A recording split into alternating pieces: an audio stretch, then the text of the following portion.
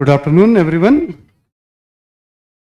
सभी online students को भी दोपहर का नमस्कार। आपको भी। कैसे हैं देवियों और सज्जनों? ठीक है। कौन बनेगा करोड़पति में आपका भाग? पहला सवाल 1 रुपए के लिए है। यूपीएससी की तैयारी कुछ ऐसी ही चल रही है ना? तो गुड आफ्टरनून सभी को। जय हिंद, राधे राधे। सर एक क्वेश्चन था, जल्दी पूछ लो विक्रम। अस्सलाम वालेकुम। वालेकुम अस्सलाम। आप 13 मिनट लेट हैं, आपके ऊपर जुर्माना क्या लगाया जाए गुरु जी? अब देखो, अब फिर मैं वही कहूँगा, ठीक है, कि अब फिर ट्रैफिक वालों को पकड़ो, दिल्ली की पॉलिसी को पकड़ो, सरकार को पकड़ो। ठीक है ना?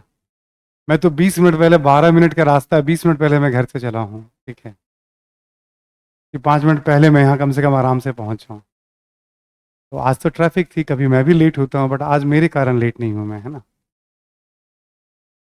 मेरे कारण भी लेट होता हूँ मैं कभी कभी। तो पर्दा गिराया जाए। ठीक है। रंगमंच पे जो है फिर हम लोग बातचीत शुरू करते हैं।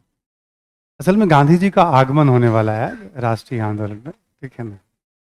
उसके पहले का ये थोड़ा वातावरण माहौल सा बन रहा था कुछ, है ना? आइए गांधी जी का परिचय लेते हैं हम लोग, है ना? गांधी जी एवं राष्ट्रीय आंदोलन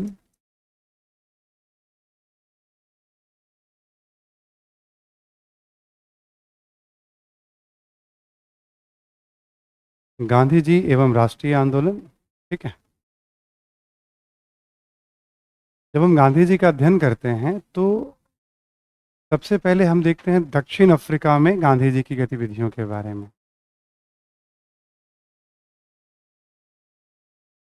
और ये 1893 से 1915 तक, संक्षेप में हम इसकी बात सबसे पहले करेंगे। ठीक है। फिर भारत में जब हम चर्चा करते हैं, भारत में सबसे पहले बातचीत होती है चंपारण, अहमदाबाद एवं खेड़ा सत्याग्रह को। चंपारण, अहमदाबाद एवं खेड़ा, तीन अलग अलग मुद्दे हैं। 1917, 1918 और 1900। और इन तीनों का महत्व क्या है, साथ ही साथ अभी हम लोग कोशिश करेंगे, देख ही लेंगे। भारत में प्रारंभिक आंदोलन है गांधी जी के, क्षेत्रीय आंदोलन है, चंपारण, अहमदाबाद और खेड़ा। इसको हम क्षेत्रीय आंदोलन की श्रेणी में भी रख सकते हैं। भारत में ही राष्ट्रीय आंदोलन की बात करें हम लोग, तो यहाँ गांधी जी हैं रॉलेट एक्ट, खिलाफत और असहयोग।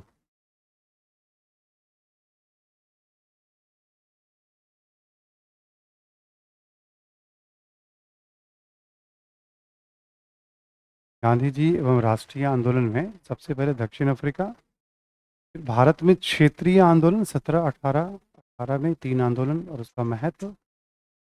फिर जो प्रारंभिक राष्ट्रीय आंदोलन है गांधी जी का, उसमें रॉलेट सत्याग्रह है, खिलाफत है, असहयोग है। ठीक है।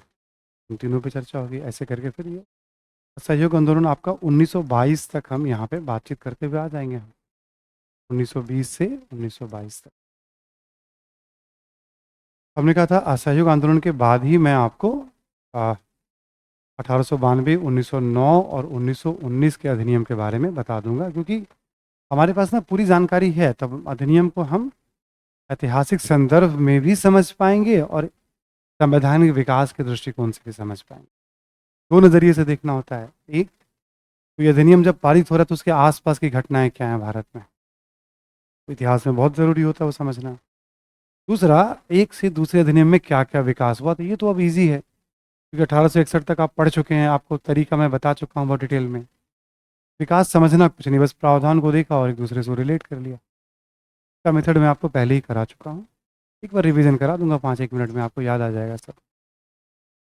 ये जो दोनों यहाँ हम बता रहे हैं, ये सब एक तरह से गांधी जी के प्रारंभिक आंदोलन है भारत में। गांधी जी का जन्म सबको पता है गुजरात में हुआ था, पोरबंदर नामक जगह पे। बचपन में जब नहीं भी पता रहता था गांधी जी कौन है, तब भी याद करा दिया जाता था। पिता का नाम, माता का नाम, 2 अक्टूबर 1869, 1869, ये सारी बातें लगभग याद हो जाती हैं, मतलब किसी को भी। वैष्णव परिवार से थे, सामान्य परिवार से थे। बहुत समृद्ध नहीं थे पिताजी, तो गरीब भी नहीं थे पिताजी, बीच वाली स्थिति थी।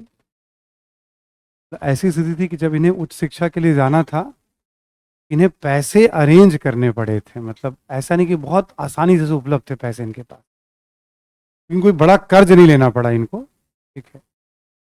मुश्किल से मैनेज करना पड़ा था इन्हें। और वहाँ पर भी इतना पैसा नहीं होता था कि बहुत लैविश लाइफ जी सकें। जब ये ब्रिटेन पढ़ने के लिए गए थे, वकालत की पढ़ाई करने के लिए, उस समय करियर का मतलब होता था यदि आपने वकालत कर ली तो आपका जीवन बहुत अच्छा, और बड़ा सम्मान समाज में था। ये वकालत की पढ़ाई करके ब्रिटेन से आए हैं, बड़ी हाई उससे देखा, उच्च निगाहों से देखा जाता था, लोग सम्मान की नज़रों से एकदम, भाई ये पढ़ा लिखा आदमी है, ब्रिटेन से पढ़ के आया है। हालांकि ये नज़रिए तो हम आज भी रखते हैं। वहाँ की किसी सड़ी हुई यूनिवर्सिटी से भी कोई पढ़ के आ जाए, बड़ी समझते हैं ना एकदम। सड़े गले यूनिवर्सिटी से भी कोई पढ़ के आ जा रही, ये तो यूके से पढ़ के आया है, ऑस्ट्रेलिया कनाडा पता नहीं कहाँ से पढ़ के आया है। जबकि वैसे भी कुछ रिसर्च वगैरह छोड़ दो तो पढ़ाई का लेवल कोई बहुत थोड़ी है, कुछ एक संस्थाओं को छोड़। अपने यहाँ तो बहुत एक अच्छा इन्वायरमेंट है हर जगह पढ़ाई का। हम ठीक ठाक पढ़ने वालों को भी जानते हैं वहाँ से जो पढ़ के आते हैं, बट एक ठप्पा लग जाता है उनके ऊपर। गुलामी की मानसिकता जो चलती है ना, कि वहाँ से कुछ हुआ तो अच्छा ही होगा, मतलब,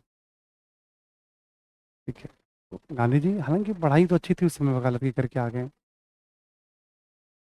अब काम की तलाश में थे गांधी जी भारत आने के बाद। काम मिल नहीं रहा था इनको ठीक से, प्रैक्टिस करें तो कहाँ करें वाली बात थी। पहले से जमे हुए बहुत सारे लोग थे। वकालत में आज भी किसी वकाल ग्रेजुएट के लिए आसान नहीं होता है स्पेस बनाना, बट धीरे धीरे स्पेस बनता चला जाता है। जो एडवोकेसी जानते हैं थोड़ा बहुत समझ जाते हैं कि हाँ, धैर्य रखना है, किसी सीनियर के साथ काम करना है, और फिर वो जगह बना लेते हैं। तो अच्छा काम नहीं चल रहा था, तो इनको एक काम कि अपने परिवार के रेफरेंस में मिला दक्षिण अफ्रीका में। एक मुकदमा था वहाँ, इनको कुछ महीने का काम था और कमाई अच्छी हो जानी थी। जब इनसे बातचीत करने के लिए आ गए तो भाई इनके अंदर एक खसक रहती थी कि मैं बैरिस्टर हूँ, भाई मैं इससे कम फीस नहीं लूँगा। मैं पानी के जहाज़ में जाऊँगा तो यात्रा जो कि मेरी फर्स्ट क्लास वाली कैबिन में होनी चाहिए, थर्ड क्लास में यात्रा नहीं होगी। तो गांधी जी इसके बाद जीवन भर थर्ड क्लास में चलेंगे। हम सोचते जो है ना, और फिर जो होता है ना, उसमें बड़ा प्रकृति की भी बहुत बड़ी भूमिका होती है।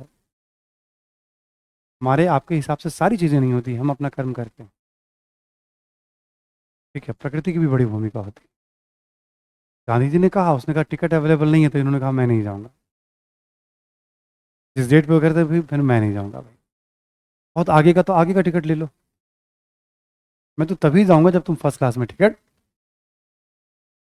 यंग बंदा है, कोट टाई पहनना सीखा था। ये वाला कॉलर क्या कहते हैं, बंद यहाँ पे जो छोटा सा जो कॉलर एक होता है यहाँ पे, वो टाई जैसा कुछ होता है, वो लगा करके एकदम बैरिस्टर वाली फीलिंग के साथ, ठीक है। फिर कोई टिकट वगैरह कैंसिल वैंसिल हुई या कुछ ऐसा हुआ, आत्मकथा में ही गांधी जी ने लिखा हुआ है। तो गांधी जी को बताया गया ऐसी सी बात, हाँ ठीक है बुक कर दो, चला जाऊँगा। गांधी जी पूरा, मतलब जितने भी लोग उसमें जा रहे थे, मतलब गांधी जी फील करते थे मैं स्पेशल क्लास में जा रहा हूँ, खुद लिखते थे, मेरे अंदर जो भाव आ रहा था, फर्स्ट क्लास में मैं यात्रा कर रहा हूँ।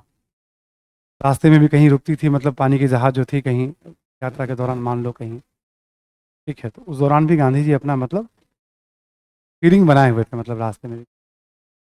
वहाँ जाते हैं तो वहाँ तय था कि भाई वहाँ रुकेंगे कहाँ वो, और डरबन से उनको जाना था प्रिटोरिया। डरबन बंदरगाह हो गया, पोर्ट टाउन हो गया, वहाँ से जाना था उनको प्रिटोरिया। तो रास्ते में वो यात्रा कैसे करेंगे और फिर वहाँ कहाँ रुकेंगे, ये सब की भी डील हो गई थी।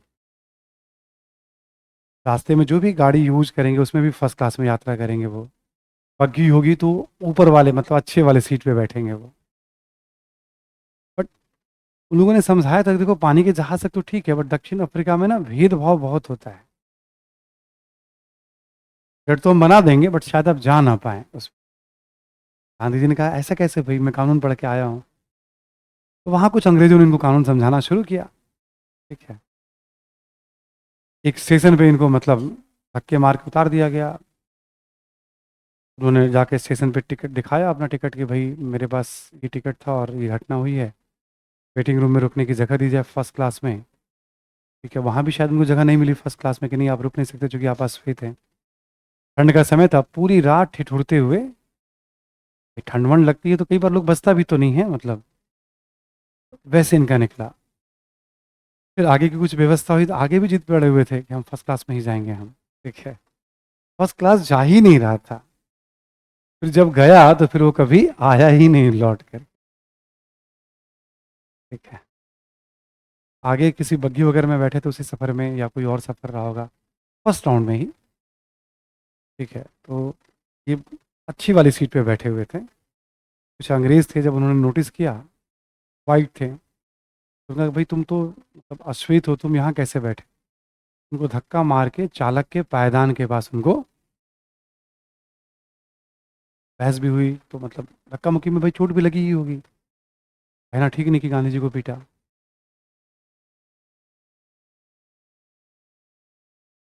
देखो हम लोग हंसते हुए बात कर रहे हैं बट एक बात नोटिस करने वाली है इसमें। ठीक है, कि वो भी एक आम आदमी की तरह ही अपने जीवन की शुरुआत,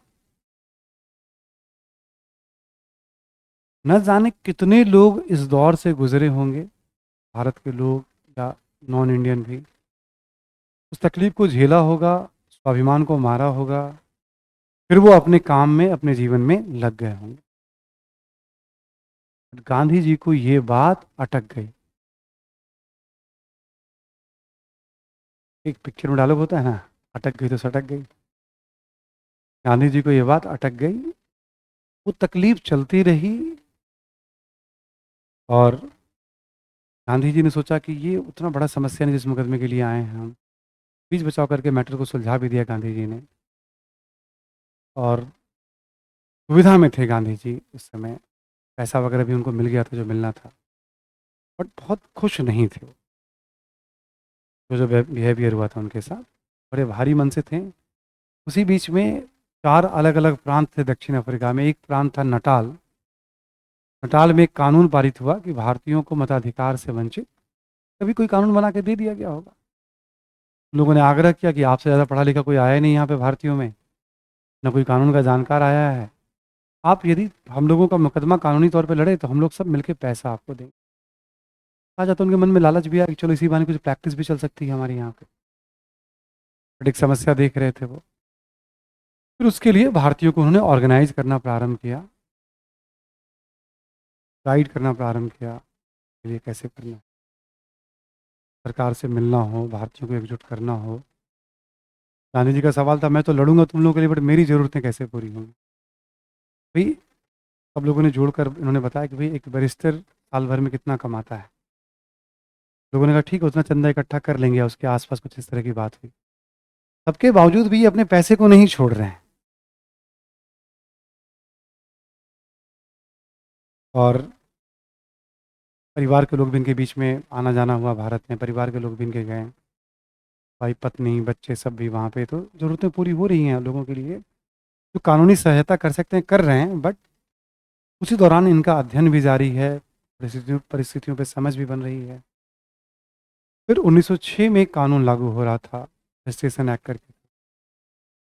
गरीब भारतीयों के लिए उस समय जो काम करते थे उनके लिए बहुत पैसे वाला दबाव वाला था, महंगा था वो रजिस्ट्रेशन का जो चार्ज था, वहाँ रहने के लिए काम करने के लिए, प्लस वो पत्र हमेशा अपने पॉकेट में रखना है आपको दिखाने के लिए। ऐसी बात हो गई थी। उस पर गांधी जी ने कुछ भारतीयों के साथ मिलकर के, ट्रांसवाल की घटना है ये, विरोध किया।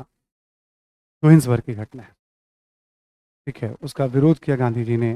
सरकार ने एक बात मान ली, ठीक है हम लोग इस कानून को वापस ले लेंगे।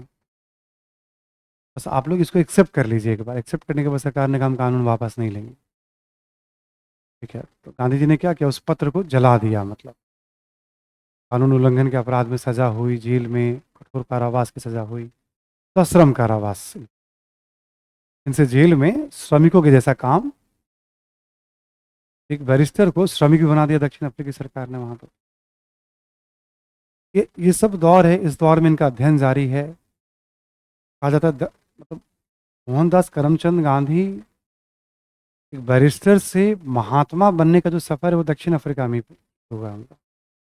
ऑलमोस्ट मतलब महात्मा कहा जाने लगा उनको जब वहां से चलने लगे। तो वहाँ के वायसराय ने कहा था कि चलो भाई महात्मा और संत है, अंततः हमारी धरती से जा रहा है। उस दौरान रस्किन की किताब पढ़ी, डेविड थॉरो की किताब पढ़ी अभिनवज्ञा के ऊपर, टॉल्स्टॉय की किताब पढ़ी। ठीक है, गीता वगैरह में उनकी रुचि थी, बाइबल का भी अध्ययन किया, और तरह तरह के विद्वानों के संपर्क में भी आते रहते थे। हमेशा आंदोलन तो कुछ चलता नहीं था, संख्या भी बहुत ज़्यादा नहीं थी। पढ़ने के दौरान बिहेवियर वगैरह से भी उनके थॉट्स में चेंजेस आने शुरू हुए। और 1906 के कानून के खिलाफ पहली बार उन्होंने सत्याग्रह, अन्याय के विरुद्ध अहिंसात्मक तरीके से आवाज। उसी समय एक दो और समस्या आ गई। कहीं आने जाने पे कुछ कर लगा दिया गया था, ईसाई रीति रिवाज से विवाह को लेकर कुछ कर लगा दिया गया। एक दो छोटी मोटी प्रॉब्लम्स और वहाँ आ गई। गांधी जी ने उन सब का भी विरोध किया। उस दौर में गांधी जी भारतीयों के हक के लिए ब्रिटेन में जाके आवाज़ उठाते थे लीगल तरीके से। भारत में आकर के कांग्रेस मुस्लिम लीग सबसे मदद मांगते थे। कांग्रेस की बैठक में भाग लिया 1901 में, पहली बार कलकत्ता बैठक में, दक्षिण अफ्रीका के मुद्दे पर। ठीक, और संघर्ष जारी रहा उनका, अहिंसक संघर्ष लगातार जारी रहा। किसी भी कानून को स्वीकार मानने को तैयार, या तुम्हें जितनी सजा देनी है दो। इसी बीच में गांधी जी ने यह भी रियलाइज किया, अहिंसक आंदोलन में एक व्यक्ति नहीं बल्कि इसमें समूह की भूमिका होती है, और समूह में भी वही निडरता होनी चाहिए, निर्भीकता होनी चाहिए, प्रतिबद्धता होनी चाहिए जैसा लीडर में। प्लस जो लोग पूरी तरह से समर्पित होंगे उनके परिवार का क्या होगा, ये सब कॉन्सेप्ट उभरा। तभी वहाँ पे गांधी जी ने फिनिक्स आश्रम, टॉल्स्टॉय फार्म, जैसे भारत में भी वर्धा आश्रम, साबरमती आश्रम, आश्रम संबंधी प्रयोग भी वहीं शुरू हुए गांधी जी के। जहाँ समर्पित लोगों की टीम होती थी, अनुशासित जीवन होता था, सबको परिश्रम करना होता था, परिवार के लोगों की देख रेख की जाती थी। भाई जो पूरी तरह से समाज सेवा में है, फिर उनके परिवार की जिम्मेदारी कौन लेगा। और धीरे धीरे बहुत मितव्ययी तरीके से काम करना जिसमें न्यूनतम ज़रूरतें पूरी हो सके। धीरे धीरे वो बैरिस्टर वाला भूत उतरने लगा, उतर गया मतलब। और एक सामाजिक कार्यकर्ता के तौर पे, समाज सेवक के तौर पे, समर्पित ह्यूमन के तौर पे, ये मतलब भारतीयों के उत्थान और समाज सेवा के लिए समर्पित। धीरे धीरे तो अध्ययन के कारण, परिस्थितियों के कारण एक बड़ा कॉज इनको दिखाई पड़ने। ठीक है, और एक बिग कॉज के लिए गांधी जी काम करने लगे। जब वहाँ जेल में थे एक बार, तो कुछ इनको श्रम करना था, तो कहा जाता है वहाँ के वायसराय के लिए उन्होंने चप्पल बनाने का काम शुरू किया। और चप्पल जब रिहा हुए थे तो चप्पल वहाँ बना करके अपने हाथों से गिफ्ट किया था। मतलब गांधी जी का ये था कि भाई अब हिंसा से बात नहीं बननी है, अहिंसा प्रेम से बात बननी है। सब में ईश्वर का अंश है। ठीक है, व्यक्ति कोई जन्मजात बुरा नहीं होता, सब में ईश्वर की ऊर्जा है, अंश है। वातावरण से चीज़ें बदल जाती हैं। हमें, ठीक है, उस व्यक्ति के हृदय परिवर्तन के लिए प्रयास करना है, हमें चाहे जितनी तकलीफ हो जाए। देखो बात सच है, अहिंसात्मक संघर्ष में ताकत बहुत होती है। लगता है कि कमज़ोरों का हथियार है, बट ऐसा नहीं है। हम ये नहीं कह सकते क्योंकि बहुत बड़े बड़े पैमाने पे कोई बिहार में भी आंदोलन हुआ था, और ये आंदोलन स्टार्ट ही हो रहा था हिंसात्मक वहाँ। बट उस आंदोलन का जवाब सरकार के पास नहीं होता है। कि आप बहुत छोटे थे तब दिल्ली में एक अन्ना आंदोलन हुआ था, बिल्कुल आँख के सामने, बड़े लेवल पे हुआ आंदोलन। बिहार का आंदोलन वैसा रुख पकड़ सकता था, इससे पहले ही सरकार ने उसको रोकने की कोशिश। पीछे की घटना का अनुभव था उनके पास। भाई जन स्टूडेंट का आक्रोश तब भी था, इस समय वहाँ यहाँ पे दिल्ली में भी सेट और ये सब चीज़ें थी। बदलाव का दौर चल रहा था, ऑप्शनल हटाया गया था। ठीक है, पीटी से सिलेबस चेंज कर दिए गए थे प्रारंभिक परीक्षा के, वो सब उसी बैकग्राउंड में मूवमेंट शुरू हुआ था। भयानक आक्रोश था स्टूडेंट का। शुरू के जितने मूवमेंट्स हुए थे उसकी ताकत स्टूडेंट ही थे यहाँ पे। फिर धीरे धीरे अक्रॉस हर सोसाइटी के हर तरह के लोग उसमें पार्टिसिपेट करने, और देखते देखते ह्यूज मूवमेंट में बदल गया। एक तरफ संसद बैठती थी और एक तरफ अन्ना की संसद बैठने लगी। ठीक है, ऐसे करके मतलब जो मास असंतोष था, तो ताकत बहुत होती है जन आंदोलन में। तो गांधी जी ने इस बात को रियलाइज किया, अध्ययन भी किया था। जैसे हमने कहा हेनरी थॉरो के बारे में, सविनय अवज्ञा करके उनकी पुस्तिका आई थी अमेरिका में, जो बहुत हिट हुई थी वहाँ आज़ादी की लड़ाई में। ठीक है, मतलब आज़ादी की लड़ाई पे बेस पुस्तिका थी, वो बहुत हिट हुई थी। उसका अध्ययन किया इन्होंने। ठीक है, अलग अलग टॉल्स्टॉय का अध्ययन किया, जहाँ अंतरात्मा की आवाज़ है, प्रेम है, मतलब ये सारी बातें भी आगे आ जाएगी जिनके मेन सोच रहा है। अहिंसा के रास्ते, प्रेम के रास्ते, है ना सब। निष्काम कर्म का जो विचार है गीता से मतलब इन्होंने लिया। किसी को उसकी परिस्थितियों में रख कर देखना, जो कंपैशन की बात की जाती है, बाइबल कहा जाता है, खुद कहते थे बहुत प्रभाव है। बहुत कुछ सीखा अलग अलग चीज़ों से, उसको जीवन में उतारना शुरू, एक सांचे में ढालना शुरू किया, और ठीक ठीक सफलता मिली दक्षिण अफ्रीका में इनको। दक्षिण अफ्रीका में एक राहत विधेयक पारित किया गया था। इतनी भी समस्याएं भारतीयों की थी ना, सब में कुछ ना कुछ राहत दे दी गई थी। ठीक है, अच्छी खासी सफलता मिली, जबकि दक्षिण अफ्रीका की सरकार भारत की तुलना में ज़्यादा कठोर सरकार थी। दक्षिण अफ्रीका की सरकार भारत की तुलना में ज़्यादा कठोर सरकार थी। वहाँ के बाद वो भारत आएंगे 1915 में। वही अभी जो 9 जनवरी है, आपका जनवरी चल रहा है, उसी की याद में प्रवासी भारतीय दिवस मनाया जाता है। क्योंकि दक्षिण अफ्रीका में प्रवासी भारतीयों के अधिकारों के लिए लड़ने गए थे। भारतीय वहाँ क्यों गए थे? सबसे पहले गन्ने के खेत में मजदूरी के लिए गए थे, माइनिंग वगैरह के काम के लिए गए थे। फिर कुछ व्यापारी चले गए वहाँ पे। 1860 के दशक में सबसे पहले गन्ने के खेतों में काम करने के लिए भारतीयों ने वहाँ जाना प्रारंभ। फिर पीछे पीछे कुछ व्यापारी चले गए थे वहाँ। ठीक है, और भारत से ज़्यादातर बाहर कौन जाता है? तटवर्ती इलाकों के लोग जाते हैं। केरल, तमिलनाडु, गुजरात, महाराष्ट्र, आंध्र प्रदेश, उड़ीसा, बंगाल, तटवर्ती इलाके के लोग आपको बाहर खूब मिलेंगे कारोबार करते। ठीक है, यूपी, बिहार, मध्य प्रदेश में तुरंत कोई नहीं कहेगा कि मुझे जाकर के कारोबार करना है कीनिया में और इजिप्ट में। और गुजरात में चले जाइए आप, तो वहाँ लगभग लोग कहते हुए पाए जाएंगे हमें व्यापार करना है, आया एक्सपोर्ट इंपोर्ट करना है। ठीक है, क्योंकि वो जैसा कल्चर होता है ना उसके हिसाब से सब। यूपी एमपी वगैरह में सरकारी नौकरी लेनी ही लेनी है मतलब। ठीक है, बिहार की भी बात कर रहा हूँ इसमें, राजस्थान, समुद्रवर्ती इलाकों में आप ऑटोमेटिक देखेंगे वहाँ के लोगों में, अपने लोगों में व्यापार के प्रति झुकाव। 2-3 ऐसे ऐसे राज्यों में जाने का मौका मिला है, थोड़ा टाइम स्पेंड किया तो देखा हमने बातें। बहुत से लोगों को तो पता ही नहीं है यूपीएससी और आईएएस क्या होता है, यंग यंग लोगों को भी वहाँ। यूट्यूब के ज़माने में जान जाए तो बहुत बड़ी बात है। बट कुछ पुरानी बात मैं बता रहा हूँ, 10 साल 12 साल पुरानी बात, 14 साल पुरानी बात। गुजरात के कुछ कुछ शहरों की तो वहाँ पे नहीं जानकारी थी बहुत लोगों को एकदम। एक कलेक्टर साहब थे, कभी उन्होंने याद किया था तो हम गए थे, सीनियर थे। वो चाहते थे कुछ बच्चों को गाइड किया जाए, एक बार आप आइए मिलिए। बच्चों को कुछ भी नहीं पता, 25-50 बच्चों को जमा कर रखा था उन्होंने। वो चाहते थे कि कुछ भला हो, बच्चों को कुछ भी नहीं पता, चाहते थे मैं कुछ टाइम दूँ, आऊँ। देख के लगा भाई इतना टाइम तो नहीं दे पाएंगे, आपके बच्चे हैं, अब उनको अब सब सिखाना पड़ेगा। खैर, तो यहाँ आने के बाद उनके गुरु गोखले जी ने उनको कहा कि आप किसी भी आंदोलन में भाग नहीं लीजिएगा और भारत की यात्रा करिए देश के अलग अलग हिस्सों में। ठीक है, खूब पूरा यात्रा की, और किसी भी परिस्थितियों में जाते थे, देखते थे, समझते थे। उसी दौर में 16 में लखनऊ अधिवेशन में भी भाग लिया, जब वो यात्रा के क्रम पे थे। इन्हीं बेसन को गिरफ्तार किया गया, उन्होंने हस्ताक्षर अभियान चलाया भारत में, गलत है, सिग्नेचर कैंपेन। साबरमती आश्रम की स्थापना की उन्होंने। तब लखनऊ में ही राजकुमार शुक्ल ने उन्हें कन्विंस किया था चंपारण के लिए।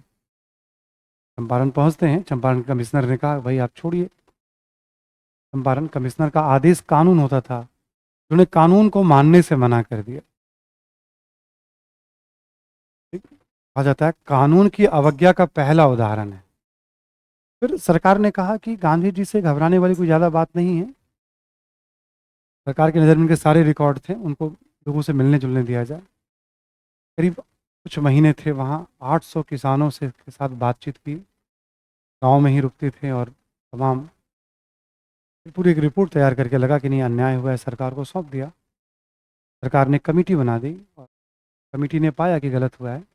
गांधी जी की बात आंशिक तौर पे मान ली गई।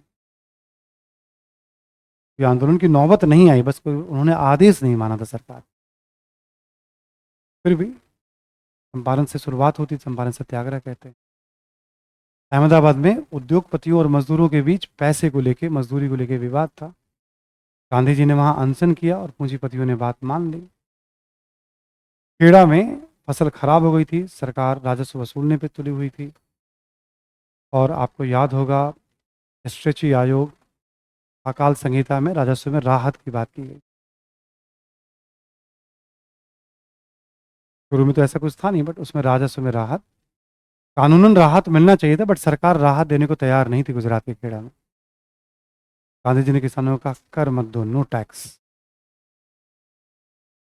ये भी थोड़ा बहुत सफल रहा। 3 क्षेत्रीय आंदोलन, 2 किसानों का मुद्दा, 1 मजदूरों का मुद्दा। इस घटना का गांधी जी और भारत के राष्ट्रीय आंदोलन के दृष्टिकोण से क्या महत्व है, तो भी देख लेंगे।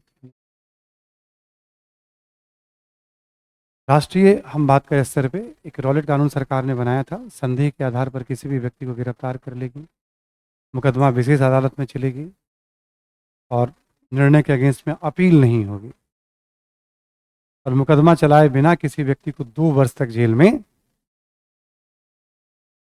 गांधी जी ने प्रतिक्रिया में गुस्से में एक संस्था बनाई, उसका नाम रखा सत्याग्रह सभा।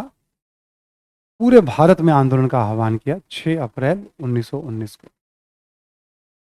कोई संगठन नहीं था इनके पास उस समय, और पूरे भारत में समर्थन मिला गांधी जी को, अखबारों के माध्यम से सूचना। संगठन नहीं था, बट इनको चाहने वाले, जानने वाले, भारत में इन्होंने यात्रा की देश के अलग अलग हिस्सों, लोग इनसे जुड़ते जा रहे थे देखने के लिए, मिलने के लिए, कोई संत है, कोई महात्मा है। क्योंकि वस्त्र भी न्यूनतम, यात्रा भी बैलगाड़ी में या पैदल या तृतीय श्रेणी में।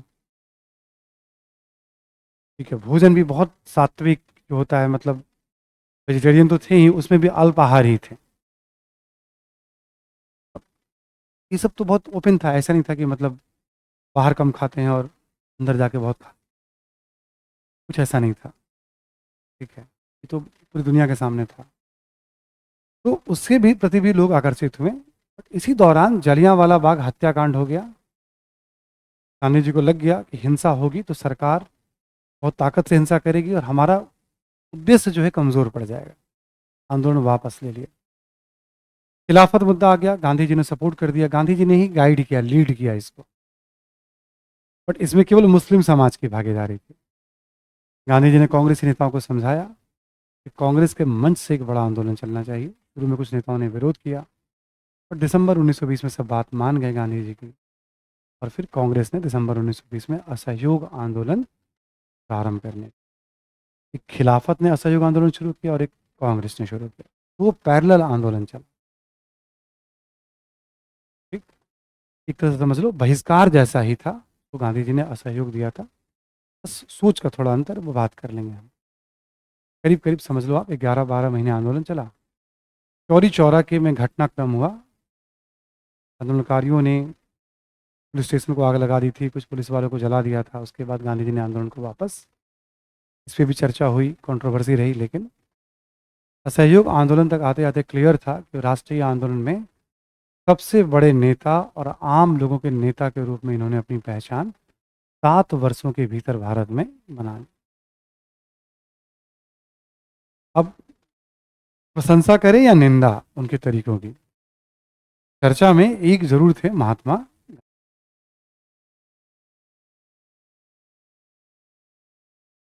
जो पसंद करें ठीक, जो ना करें तो वो भी आलोचना गांधी की कर रहे हैं।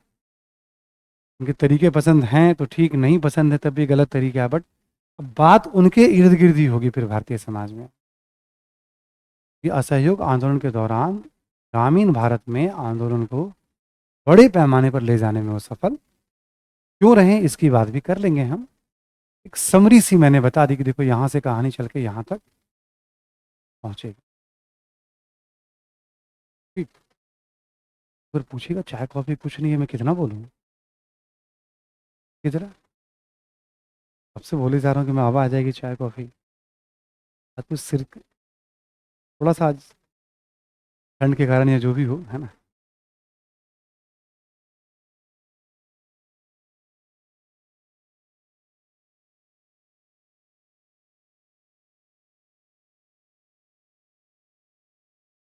नहीं, कहानी बता दी ना पूरी पिक्चर मैंने आपको, एक बार पिक्चर पूरी समझा दी। अब आप लोग तैयार हो जाइए लिखने के लिए फुल स्पीड में। अब लिखवाता जाऊंगा, स्पीड में चलेगा पूरा। जो टारगेट है कम से कम हमें यहां तक पहुंचना है। इजीली पहुंच जाएंगे वैसे, बट बता दिया हमने। क्या हुआ, ठीक हो ना तुम? हाँ, चाय पी के आ जाओ, बाहर से जाओ तुम भी। नहीं, लिखिए आप लोग, शुरू कर स्टार्ट करें। ये ऐसे प्लान तो आपने लिख ही लिया, वन बाय वन दक्षिण अफ्रीका कर लीजिएगा।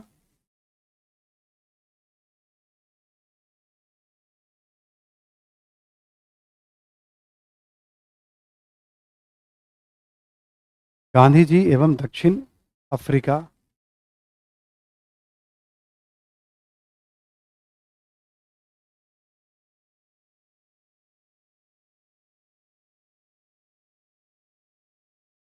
लिखें 1893 में दादा अब्दुल्ला कंपनी का मुकदमा लड़ने के लिए गांधी जी दादा अब्दुल्ला कंपनी का मुकदमा लड़ने के लिए गांधी जी दक्षिण अफ्रीका गए।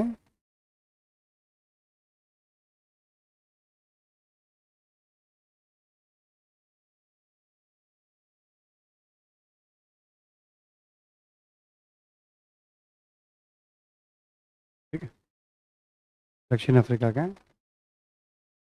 लिखे दक्षिण अफ्रीका में उन्हें कई अवसरों पर नस्लीय भेदभाव का सामना करना पड़ा।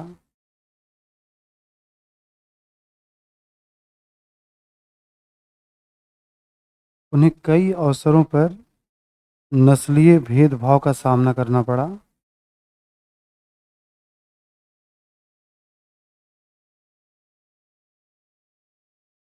सामना करना पड़ा।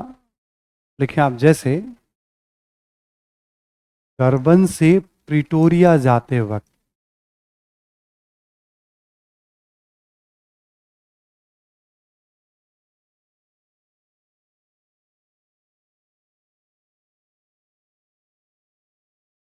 प्रिटोरिया जाते वक्त पीटर मेरिट्सबर्ग नामक स्टेशन पर पीटर मेरिट्सबर्ग नामक स्टेशन पर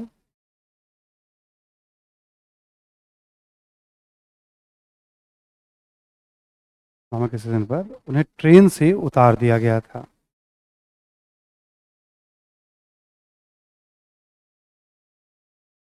स्टेशन पर उन्हें ट्रेन से उतार दिया गया था।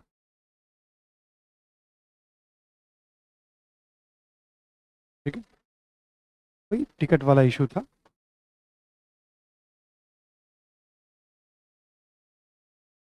आगे लिखें आप, दक्षिण अफ्रीका में दक्षिण अफ्रीका में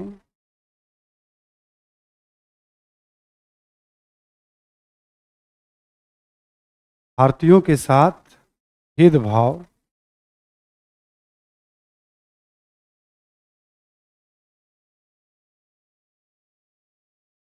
वाले कई कानून भी बनाए गए।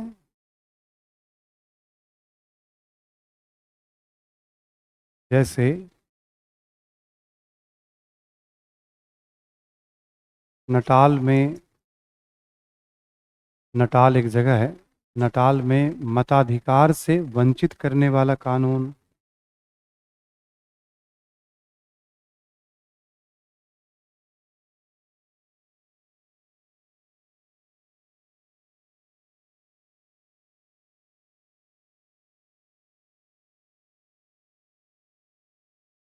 कानून जोहिन्सबर्ग में पंजीकरण कानून, जोहिन्सबर्ग में पंजीकरण कानून।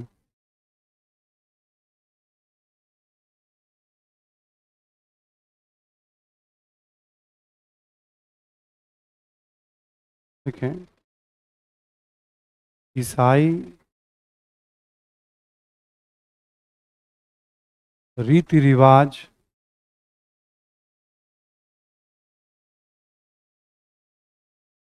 के जो विवाह,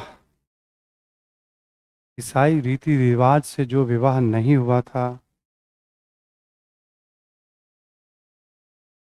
ईसाई रीति रिवाज से जो विवाह नहीं हुआ था, उसे अवैध मानने संबंधी आदेश, अवैध मानने संबंधी आदेश,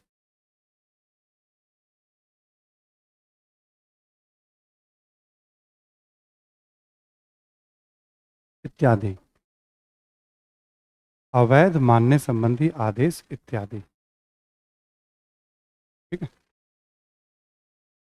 एक आदेश आया था वहां के न्यायालय का, दक्षिण अफ्रीका में रहने वाला कोई भी, इवन भारतीय भी, जिसने ईसाई रीति रिवाज से विवाह नहीं किया है, उसका विवाह अवैध माना जाएगा। उसे विवाह करना होगा ईसाई रीति रिवाज से। यानी गांधी जी जैसे अपने वाइफ के साथ थे, तो गांधी जी को फिर दूसरी बार विवाह करना था अपनी ही पत्नी से, ईसाई रीति रिवाज से। तो गांधी जी ने कहा कि ये सब पंजीकरण कानून में क्या था कि जिनका एग्रीमेंट खत्म कंप्लीट हो गया उनको नए सिरे से कराना होगा, कोई बुराई नहीं है, बट अब चार्ज बहुत ज्यादा था और बच्चों को भी कराना पड़ेगा। जितनी मजदूरी नहीं मिलती उससे ज्यादा तो आप पैसे वसूल लेंगे आप। ये सब अन्याय और भेदभाव को बढ़ाने वाला कानून था। कानून के तह में नहीं जाना है, कभी किसी आईएएस के एग्जाम में तो कभी नहीं पूछा गया, लेकिन थोड़ा पता रहना चाहिए कि कौन से कानून थे, कौन सी घटनाएं हैं, है ना। विपिन चंद्रा में कुछ कुछ इन सब कानूनों का भी उल्लेख है, किताब जो मैंने आपको रिकमेंड किया पढ़ने के लिए। इन सब कानूनों से भारतीयों के साथ भेदभाव। अगला पॉइंट लिखें। गांधी जी ने 1894 में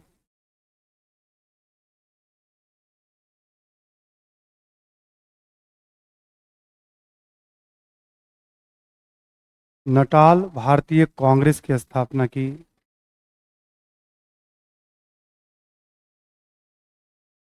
नटाल भारतीय कांग्रेस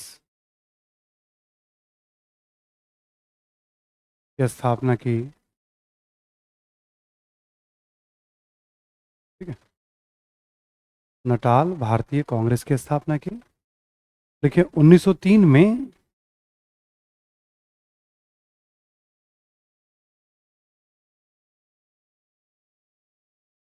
1903 में इंडियन ओपिनियन नामक अखबार निकालना प्रारंभ किया।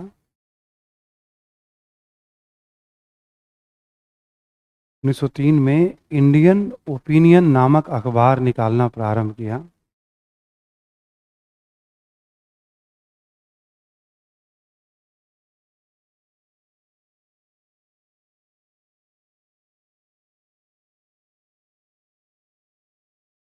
इंडियन ओपिनियन नामक अखबार निकालना प्रारंभ किया 1903 में। ठीक है। 1904 में, 1904 में डरबन में,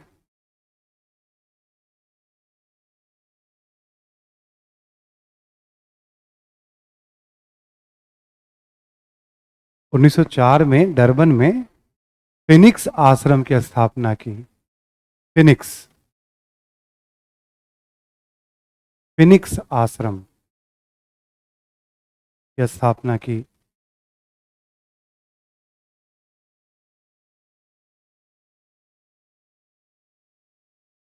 ठीक है। फिनिक्स आश्रम की स्थापना की। आगे कौन सा डेट है? 1906।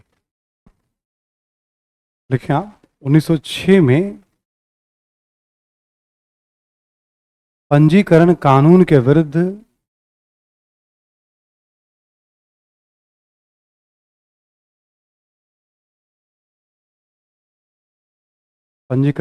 विरुद्ध पहली बार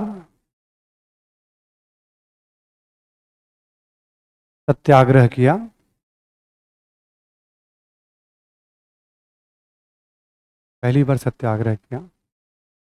इसी में लिखेंगे आप, नोट करके लिखेंगे आप कि सत्याग्रह के बारे में। सत्याग्रह क्या है? तो सत्याग्रह है अन्याय के विरुद्ध अहिंसात्मक प्रतिरोध।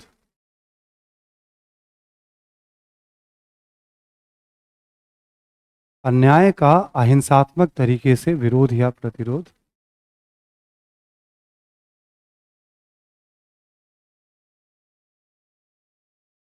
ठीक है, गांधी जी इसको नाम दिया था सत्याग्रह। सत्य के लिए आग्रह वैसे एक तरह से हो गया।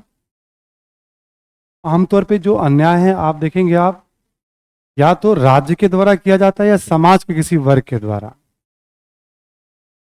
जो अन्याय है उस अन्याय को हम नहीं मानेंगे, उस कानून को हम, उस व्यवस्था को अहिंसात्मक तरीके से प्रतिरोध करेंगे। जैसे हिंदुस्तान के कई मंदिरों में या कई तालाबों में दलितों को प्रवेश की अनुमति नहीं थी, पानी लेने की अनुमति नहीं थी। जैसे बाबा साहब अम्बेडकर ने महार सत्याग्रह किया, ऐसे कई बार मंदिर सत्याग्रह हुआ। अब यहां तालाब या मंदिर का संबंध राज्य से नहीं है। तालाब में पानी नहीं लेने दे जो रोकते थे वो समाज के प्रभावी लोग थे, वहां के उच्च जाति के लोग थे। मंदिरों में प्रवेश से उस जाति के लोग विशेष रोकते थे। उसके विरुद्ध सत्याग्रह, यानी अन्याय का अहिंसात्मक तरीके से, भाई हम इसको नहीं मानेंगे, हम विरोध करेंगे इसका, हम पानी लेने जाएंगे। हम, हो सकता है लड़ाई हो, पीटा जाए, फिर जाएंगे हम कुछ नहीं, आपसे लड़ेंगे नहीं हम। ठीक है, इस तरह से मतलब नैतिक बल एक तरह से, कि भाई जब हम हिंसा को पूरी तरह से छोड़ करके हम एक नैतिक बल कि नहीं ये मेरा हक है, ये गलत हुआ है, तो फिर सामने वाले पे एक दबाव पड़ता है। गांधी जी का मानना था ऐसा, और व्यवहारिक तौर पे देखा गया गांधीवादी आंदोलन में भी, बाद के दौर में भी, कि ऐसा होता तो है, बट उसके लिए बड़ी हिम्मत, साहस और वो चाहिए होता है। अब ये ऐसा लगता है एक बार कि अहिंसक तरीका है, बट ये कमजोर लोगों का नहीं हो सकता कि कोई पीट रहा है और हम मुस्कुरा रहे हैं, ठीक है, कोई बात नहीं, पता चला भाई हम गिर गए हैं, फिर आंदोलन करने वाला अगला जत्था आया, फिर वो तैयार है, पुलिस उसको पीट रही है, कोई बात नहीं, उसको हटा दिया गया, फिर कोई आ गया, फिर उसको पीट रही है पुलिस, हम मुस्कुरा रहे हैं। सामने वाले पे ना एक दबाव स्वाभाविक सा हो जाएगा कि हम कर क्या रहे हैं। गांधी जी कहते थे कि हर व्यक्ति में सत्य का अंश है, सत्य को ही वो ईश्वर कहते थे। बस उसको जागृत होने भर की देर है, उसमें परिवर्तन आना शुरू। तो किसी भी अन्याय का, आप जैसे पंजीकरण कानून राज्य का है, तो गांधी जी ने कहा हम इस कानून को नहीं मानेंगे, और उन्होंने कानून का पंजीकरण नहीं कराएंगे हम। पंजीकरण के बिना आप जाओगे, कानून बन चुका तो आपको जेल में डाल दिया जाएगा। धोखे से सरकार ने पंजीकरण करवा दिया कि ठीक है तुम लोगों की बात मान लेंगे, और गांधी जी की बात सरकार ने नहीं मानी, तो पंजीकरण जो लेटर था उसको इन लोगों ने जला दिया कि नहीं हम इस कानून को नहीं मानेंगे, गलत है। तो सत्याग्रह बेसिकली कानून को ही चुनौती होती है। अभी आपने देखा होगा गांधी मैदान को लेकर के, अभी एक, आप में से जितने बच्चे सब स्टूडेंट ही हैं, बीपीएससी छात्र आंदोलन को लेकर के, वहाँ पे कुछ बच्चे और एक नई पार्टी है, उनके एक नेता हैं, वो सब लोग बैठे हुए थे। सरकार कह रही थी वहाँ पे कि आप लोग एक पर्टिकुलर जगह पे जाइए जो धरना के लिए अलॉट किया गया है, यहाँ लीगल नहीं है। तो जो उनके नेता थे वो बार बार कहते थे गांधी जी ने कब लीगल सत्याग्रह किया है, उन्होंने अन्याय का ही तो विरोध किया है अहिंसक तरीके से। बस उनके प्रतिरोध में होता था कि लोगों को तकलीफ नहीं हो, सरकार को तकलीफ नहीं हो, हमारे ऊपर जितनी तकलीफ आ जाए, सत्याग्रहियों पे जितनी तकलीफ आ जाए। क्योंकि मैंने उस व्यक्ति विशेष जो नेता को कई बार कई अवसरों पे सुना है और गांधी जी की बहुत अच्छी समझ है उनको। राजनीति में कोई क्या करेगा मैं प्रेडिक्शन नहीं कर पाऊंगा, कौन किस मकसद से आया है, नहीं आया है, क्या है नहीं है, बट एक इतिहास के छात्र होने के नाते जैसे कभी कभी मैं सुनता रहता हूँ, मान लो कोई कुछ कर रहा है नया प्रयोग, तो क्या है इनकी बातों में, कोई अच्छा नेता यदि अच्छा बोलने लगता है तो फिर लगता है कि हाँ ठीक है। कई तो हमने देखा गांधी जी की छोटी छोटी बातों में, कई बार छोटी छोटी बारीकियों में बड़ी अच्छी समझ है। हो सकता है आने वाले टाइम में आपको मतलब थोड़ा बहुत फॉलो करेंगे, कभी आप ऐसे देखेंगे आप तो गांधीवादी राजनीति की आपको झलक नए सिरे से, चूंकि नया जमाना है ये, गांधी जी का वो दौर तो है नहीं, बट फिर भी आपको दिखाई पड़ेगी। तो ये बात कई बार आर्गुमेंट हुई कि नहीं इसमें क्या है, तो भाई हम व्यवस्था को थोड़ी, हम व्यवस्था मतलब व्यवस्था को अपने हाथों में थोड़ी ले रहे हैं, हम लोगों को परेशान तो कर नहीं रहे, हम एक जगह कहीं बैठे हुए हैं हम। ठीक है, बस नहीं बैठना गलत है तो इसमें गलत क्या है, इसमें हम तो बैठेंगे हम। ऐसा नहीं था, गांधी जी ने कानून को नहीं माना है, वही सत्याग्रह था वहां। सामाजिक व्यवस्था को नहीं माना है, वही सत्याग्रह है, बट अहिंसात्मक तरीके से, तकलीफ अपने ऊपर लेकर। तो गांधी जी ने प्रतिरोध के लिए जो जो तरीका अपनाया वो सब सत्याग्रह के तरीके पद्धति कहलाई। ठीक है, तो अभी आगे, अभी जब जब गांधीवादी आंदोलन के बारे में पढ़ेंगे, गांधी जी ने ये किया तो सत्याग्रह का वह भी एक तरीका हो गया। 1922 तक आते आते मैं एक व्यवहारिक तौर पे गांधी जी के तमाम गतिविधियां गतिविधियां थॉट्स सब पे एक अच्छा आधा एक घंटे का लेक्चर होगा 1922 कंप्लीट, असहयोग आंदोलन पढ़ाने के बाद, और एक मोटी मोटी एक अच्छी समझ बन जाएगी गांधी जी के बारे में। उसके बाद तो बस केवल आगे की नई नई घटनाएं होंगी। 22 तक हम गांधीवादी राजनीति को भी ठीक ठीक तरीके से पढ़ चुके हैं। ठीक है, तो सत्याग्रह क्या है, तो अहिंसात्मक तरीके से अन्याय का विरोध। पहली बार गांधी जी ने कब किया, 1906 में पंजीकरण कानून के विरुद्ध। जितने भी कानूनों का विरोध करेंगे वो सत्याग्रह के तरीके से करेंगे, नहीं मानना है कानून को। नेक्स्ट लिखे आप, 1909 में 1909 1909 1909 में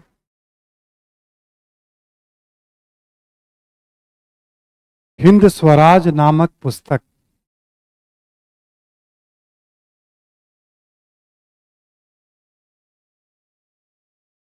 हिंद स्वराज नामक पुस्तक की रचना की।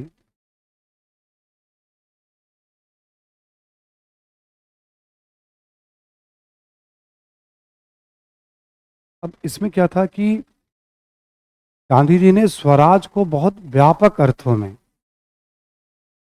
एक तो हम लोगों ने स्वराज या स्वशासन हमने कहा था 1906 में, आपको याद होगा, याद है ना सभी को।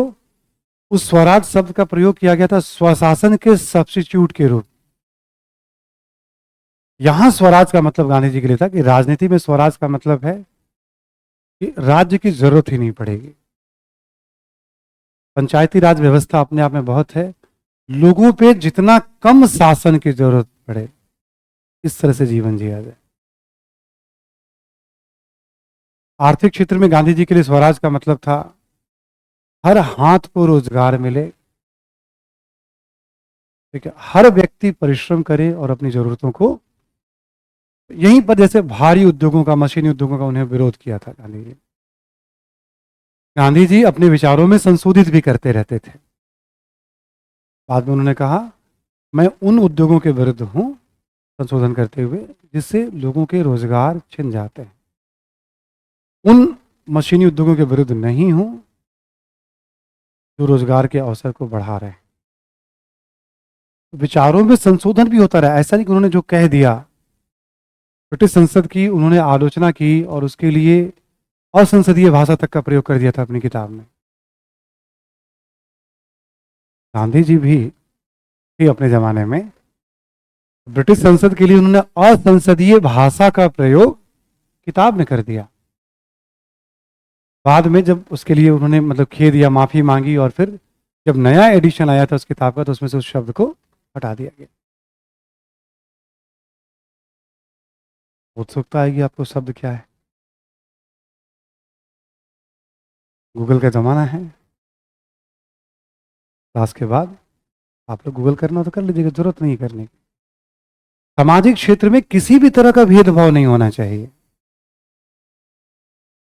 महिलाओं को रोजगार, विकास, शिक्षा का अवसर, उनके लिए सामाजिक स्वराज का मतलब था कि ये जो जातिगत भेदभाव है, छुआछूत है, ये सब ना हो।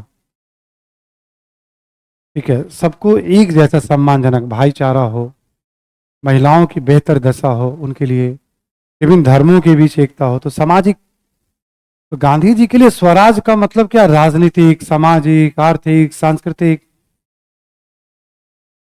पेपर 4 में आप पढ़ेंगे स्वराज, सर्वोदय, टेक्निकली आपको पढ़ाया जाएगा, वहां सिलेबस का पार्ट है वो। ठीक है, सुन पा रहे हैं सभी लोग? अब सिलेबस में वहां शिफ्ट भी कर दिया गया है। बट फिर भी चूंकि हिंद स्वराज की बात आई तो मैं आपको बताऊं, इस किताब को प्रतिबंधित कर दिया गया था ब्रिटिश सरकार के द्वारा। ठीक, देखिए 1910 में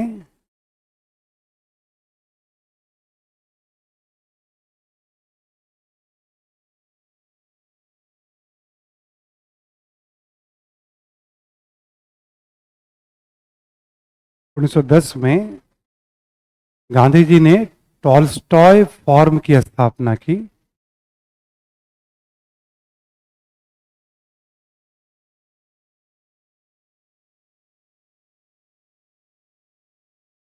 गांधी जी ने टॉल्स्टॉय फॉर्म की स्थापना की। फार्म कर लीजिएगा, ठीक है, फार्म की स्थापना की।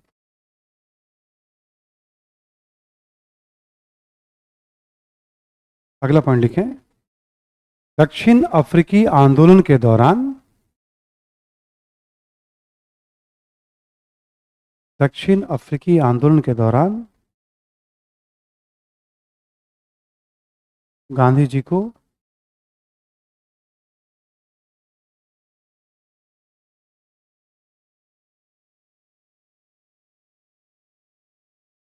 को भारतीय राष्ट्रीय कांग्रेस,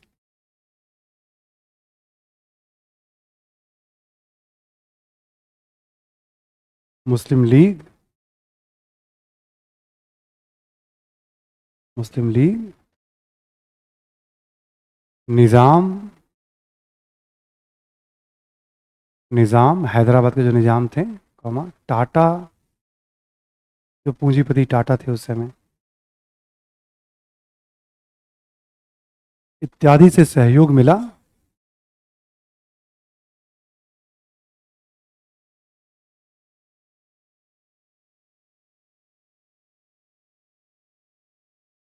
और एक उनके दोस्त थे जर्मनी के रहने वाले कालन बेग।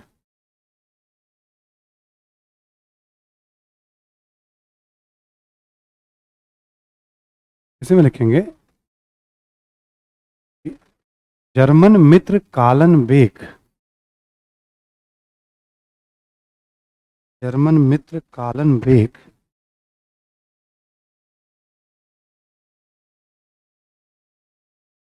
ने भी गांधी जी को दक्षिण अफ्रीका में मदद की। जर्मन मित्र कालन बेग ने भी गांधी जी को दक्षिण अफ्रीका में मदद की।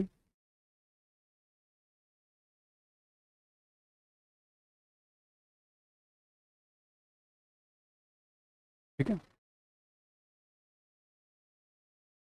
अगला पॉइंट लिखेंगे आप,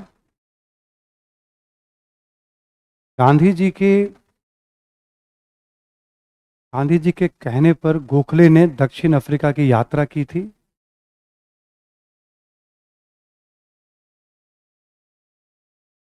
गांधी जी के कहने पर गोखले ने दक्षिण अफ्रीका की यात्रा की थी।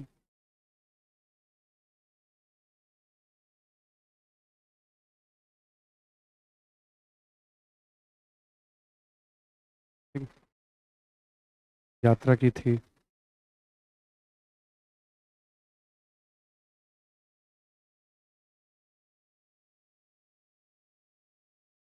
नेक्स्ट देख लेंगे आप इसमें, अगला पॉइंट, दक्षिण अफ्रीका में, दक्षिण अफ्रीका में अफ्रीका में भारतीय राहत विधेयक पारित किया गया।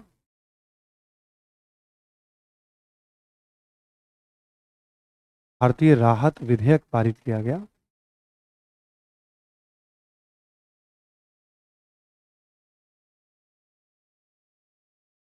और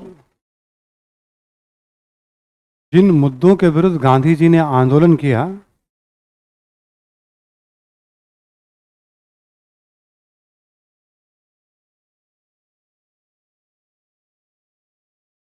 गांधी जी ने आंदोलन किया, उनमें एक बड़ी सीमा तक गांधी जी को सफलता मिली। उनमें एक बड़ी सीमा तक गांधी जी को सफलता मिली।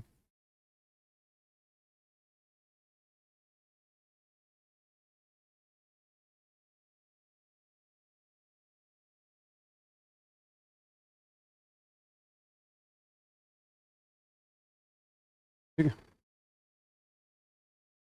तो ये एक सिंपल आइडिया है दक्षिण अफ्रीका के बारे में। नीचे लिख लें आप, महत्व। दक्षिण अफ्रीका में गांधी जी ने जो कुछ भी किया उसका क्या महत्व है।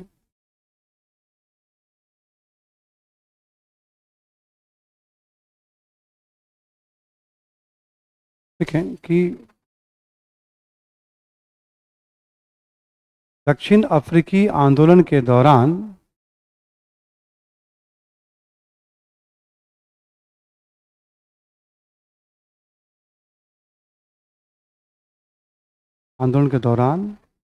गांधी जी ने भारतीय समाज के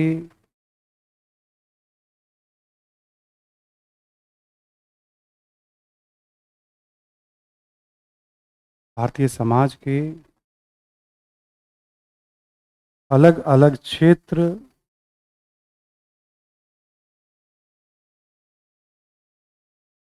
जाति एवं धर्म,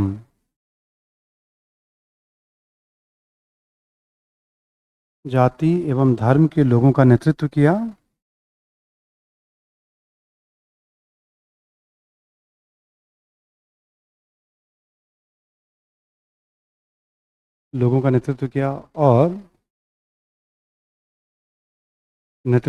और गांधी जी को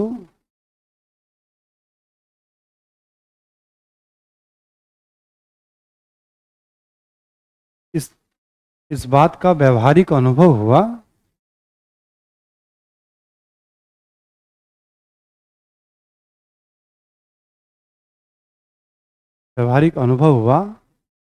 कि भारतीयों को साथ लेकर चलने में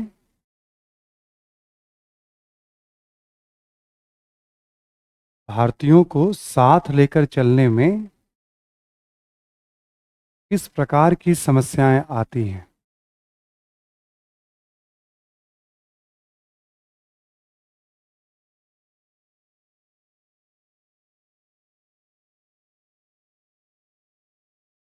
ठीक। दक्षिण अफ्रीका में अलग अलग जाति, क्षेत्र, धर्म के लोग थे, तो इनको समझ में आया कि भाई क्या क्या समस्याएं आती हैं साथ लेकर चलने में, तो गांधी जी को क्या क्या अनुभव है। देखिए आप, अगला पॉइंट, क्योंकि अलग अलग क्षेत्र के लोगों का नेतृत्व किया,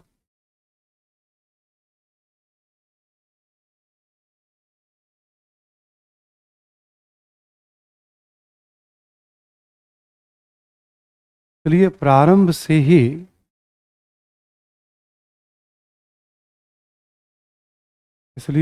से ही गांधी जी की एक अखिल भारतीय पहचान बनने लगी।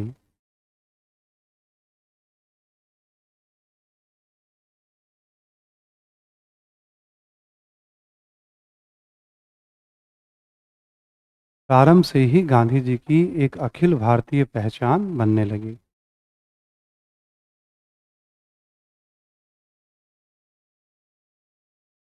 ठीक। अब जैसे कोई आंध्रा का है, कोई तमिलनाडु का है, कोई गुजरात है, कोई केरल है, सब वहाँ गांधी जी को अपना नेता मानने लगे। वो लोग जब अपने अपने क्षेत्र में आते थे, बहुत लंबी अवधि तक गांधी जी वहाँ पे थे, गांधी जी की चर्चा होती थी, गांधी जी आकर के यहाँ सरकार से मिल रहे हैं दक्षिण अफ्रीका के मुद्दे पे, कांग्रेस की मदद ले रहे हैं, कांग्रेस की बैठक में दक्षिण अफ्रीका के मुद्दे पे चर्चा कर रहे हैं। तो जो कांग्रेस की बैठक में देश के अलग अलग हिस्सों के नेता, वो भी देख रहे हैं कि एक व्यक्ति है जो भारत के मुद्दे को दक्षिण अफ्रीका में उठा रहा है।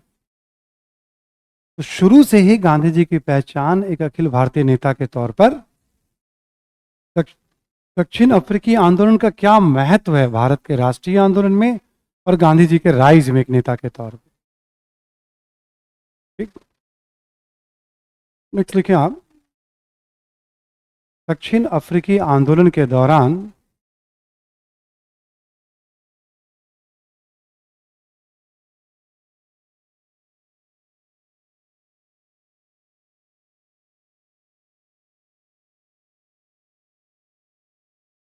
आंदोलन के दौरान गांधी जी की यह धारणा मजबूत हुई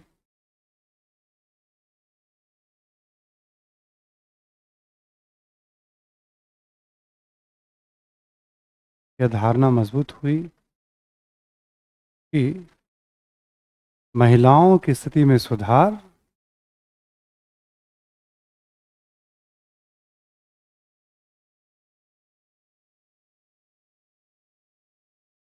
तथा महिलाओं की स्थिति में सुधार तथा छुआछूत के विरोध या छुआछूत को समाप्त करने के लिए कार्य करना है। छुआछूत अनटचेबिलिटी को समाप्त करने के लिए कार्य करना है।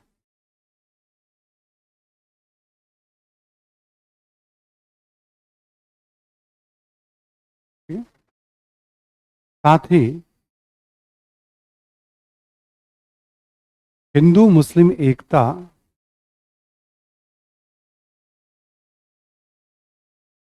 को बनाए रखने के लिए भी कार्य करना है।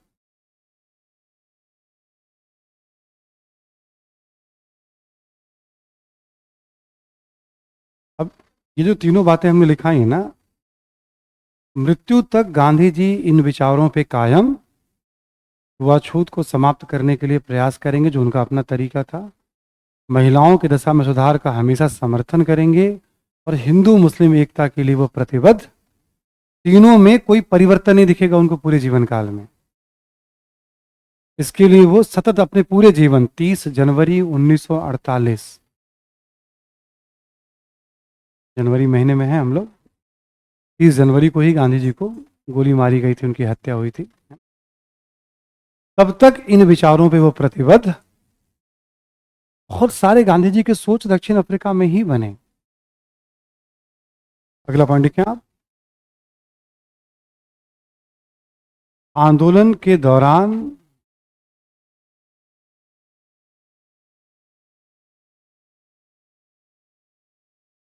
प्रशिक्षित एवं अनुशासित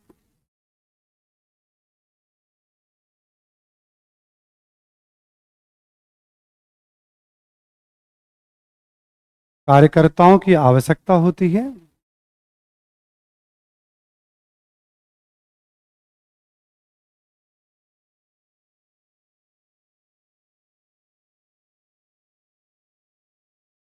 इस उद्देश्य से आश्रम जैसे प्रयोग किए गए।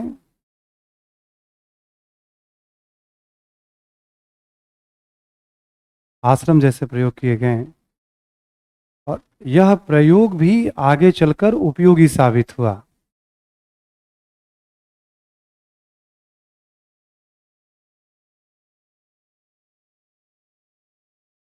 यह प्रयोग भी आगे चलकर उपयोगी साबित हुआ।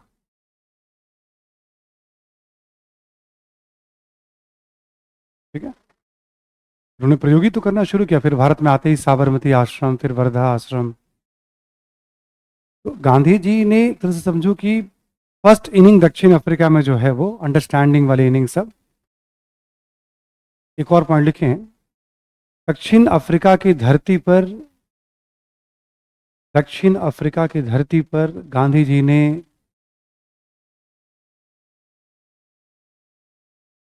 दक्षिण अफ्रीका की धरती पर गांधी जी ने सत्याग्रह के विभिन्न तरीकों को आजमाया।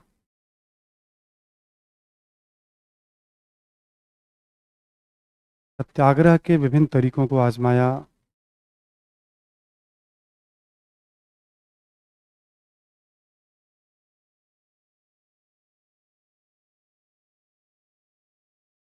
इसमें लिखेंगे साम्राज्यवादी शक्तियों से साम्राज्यवादी शक्ति के विरुद्ध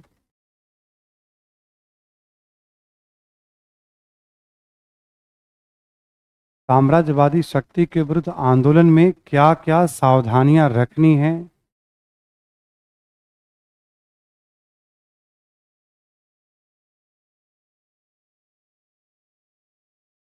क्या क्या सावधानियां रखनी है, इसका भी प्रारंभिक अनुभव हुआ। क्या क्या सावधानियां रखनी है, इसका भी प्रारंभिक अनुभव हुआ। ठीक है। जैसे आप लड़ रहे हैं तो सरकार से कैसे बातचीत करनी है, सरकार कब मानती है नहीं मानती है, ऐसा नहीं कि उसका फिक्स फॉर्मूला है, लेकिन एक अनुभव तो हुआ। तो एक सामान्य वकील से एक सामाजिक कार्यकर्ता और राजनेता और महात्मा बनने का सफर दक्षिण अफ्रीका में प्रारंभ। दक्षिण अफ्रीका में गांधी जी को क्यों याद किया जाए, दक्षिण अफ्रीका ने क्या दिया? तो गांधी जी को ये सारे अनुभव दिए वहां पे, वहां की धरती पे। अब ये सब अनुभव कहाँ काम आने वाले, सब अनुभव गांधी जी भारत। आगे नए नए अनुभव होंगे, नई नई चुनौतियां भी होंगी, और ये सारे अनुभव भी गांधी जी को भारतीय राष्ट्रीय आंदोलन में काम। तो एक नेता के तौर पे उदय में दक्षिण अफ्रीका की क्या भूमिका है, या दक्षिण अफ्रीका का भारतीय राष्ट्रीय आंदोलन में क्या महत्व है गांधी जी के दृष्टिकोण से, इस तरह के प्रश्न मुख्य परीक्षा में पूछे जा सकते हैं। अभी तक नहीं पूछे गए हैं। 1922 तक आते आते गांधी जी अखिल भारतीय नेता के तौर पर स्थापित हो चुके थे। ठीक है। ऐसा क्यों, मतलब तर्क दोगा तो आपको दक्षिण अफ्रीका से उत्तर की शुरुआत करनी पड़ेगी, क्या क्या हुआ था। तो इस अनुभव की आपको जरूरत पड़ सकती है मुख्य परीक्षा के लेखन में। क्लियर सभी को? शुरू में एक छोटा सा परिचय दिया, फिर गांधी जी ने दक्षिण अफ्रीका में क्या किया और ये किस तरह से महत्व रखता है, हमने इसका भी उल्लेख कर दिया। ठीक।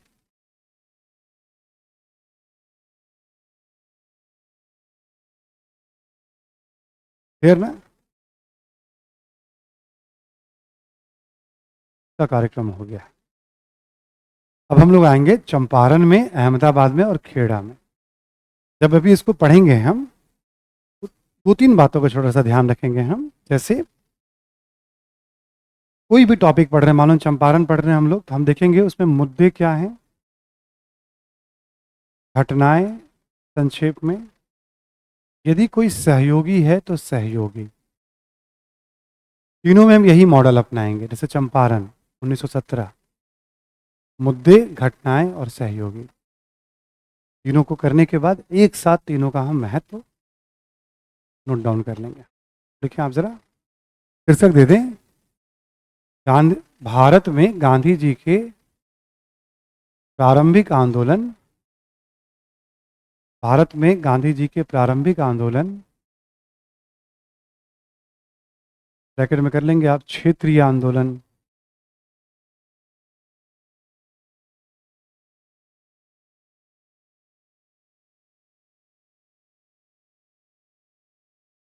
क्षेत्रीय आंदोलन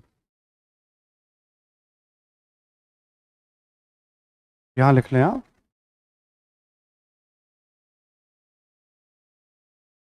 चंपारण सत्याग्रह पहला लिखें आप, चंपारण सत्याग्रह 1917।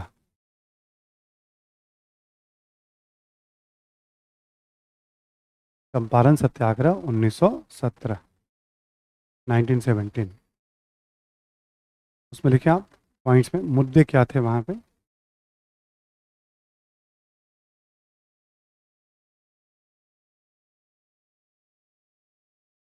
लिखें,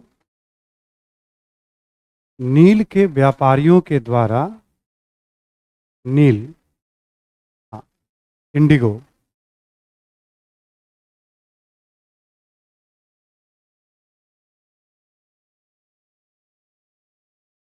नील के व्यापारियों के द्वारा,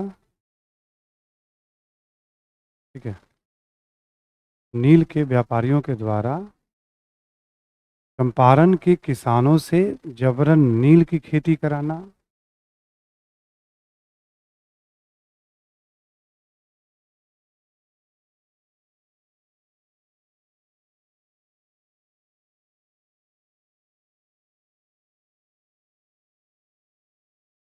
अवैध कर वसूलना, इलीगल कर वसूलना,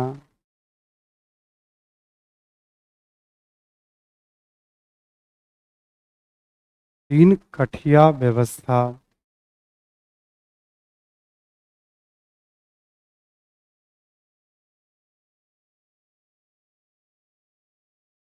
तीन कठिया व्यवस्था इत्यादि।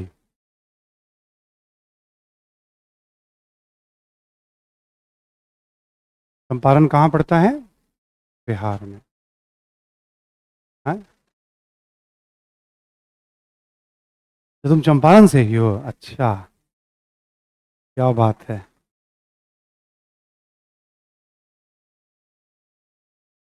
तो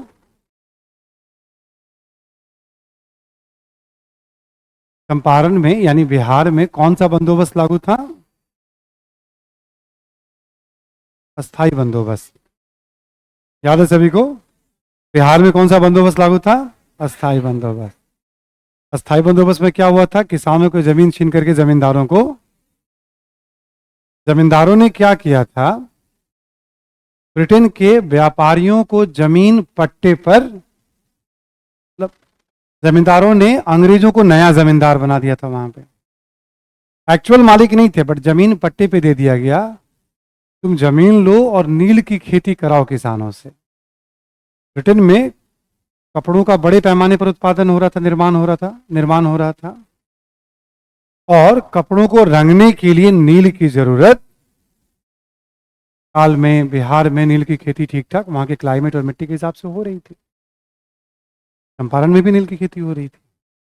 ठीक? तो नील के व्यापारियों के द्वारा जबरन नील की खेती कराना क्यों? अब ये बात हमने यहां पे लिया आपको। शुरू में ये प्रावधान किया था, जैसे मान लो किसी के पास 1 बीघा जमीन है, 1 बीघा में 20 कट्ठा होता है, माप की इकाई होती है। ठीक है, मान लो 1 बीघा जमीन है, उसको 20 भागों में बांट दिया हमने। कट्ठा बहुत लोगों को सुना हुआ, जो बिहार के होंगे, यूपी के होंगे, जो नहीं होंगे शायद नहीं सुनते होंगे। अब समझिए 1 बीघा जमीन को 20 में बांट दिया, 20 भागों में। तो 3 हिस्से में ही आप नील की खेती करवा सकते हैं। 3 में नहीं बल्कि 13 हिस्से में, पूरी जमीन पे भी नील के व्यापारी किसानों से नील की खेती, तो जबरन नील की खेती कराना। ठीक, 3 कठिया व्यवस्था। तो कभी पूछ देगा ये क्या था, इसका संबंध किससे था, तो आपको ध्यान रहेगा। अवैध, इलीगल तरीके से और अववाब या कर वसूलना किसानों से, और किसानों को कम कीमत देना नील की, मतलब ये सब चीजें वहां चलती थी, जिससे किसान बहुत परेशान थे। समस्या क्यों अभी आई? 1890 1900 के आसपास रासायनिक रंग के रूप में नील का निर्माण होने लगा था जर्मनी और यूरोपीय देशों में। जब एक बार केमिकल वाली नील बनने लग गई, रंग बनने लग गया, तो वो सस्ता भी पड़ता था। ठीक है, और आसानी से उपलब्ध भी था, बना भी सकते थे वो लोग। उसके कारण ये जो खेती होती थी, इसमें नील की मांग कम होने लगी, तो कीमतें गिरने लगी। जब नील की कीमतें गिरने लगी तो व्यापारियों को घाटा लगने लगा। अंग्रेज थे ये सब। इन्होंने क्या किया? किसानों से कुछ और भी खेती करवाना, अवैध कर वसूलना, शोषण करना, अत्याचार करना उनके ऊपर। तो चंपारण में मुद्दे क्या थे? एक तरह से किसानों का शोषण, जबरन नील की खेती, अवैध कर वसूलना, कम कीमत देना, कम पैसे देना, ये सब वहां के प्रमुख मुद्दे थे। क्लियर सभी को? चंपारण में मुद्दे क्या थे? लिखिए घटनाएं।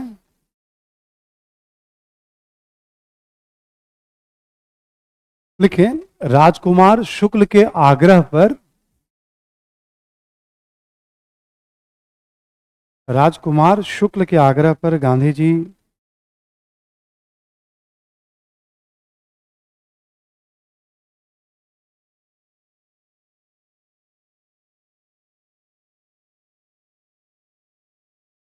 राजकुमार शुक्ल के आग्रह पर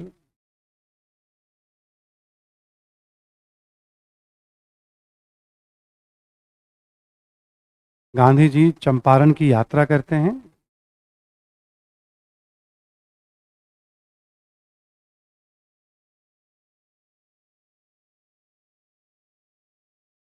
चंपारण की यात्रा करते हैं। इसी में लिखें, चंपारण के कमिश्नर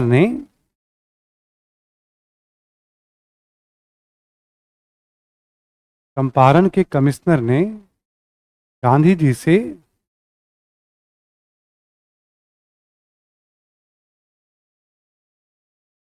से चंपारण छोड़ने को कहा।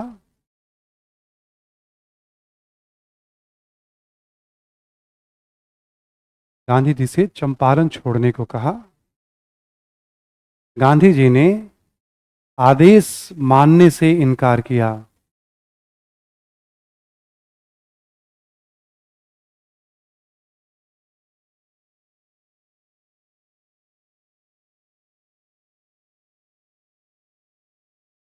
ठीक है, आदेश मानने से इनकार किया। ब्रैकेट में लिखेंगे आप, भारत में सविनय अवज्ञा का प्रथम उदाहरण। भारत में सविनय अवज्ञा का प्रथम उदाहरण।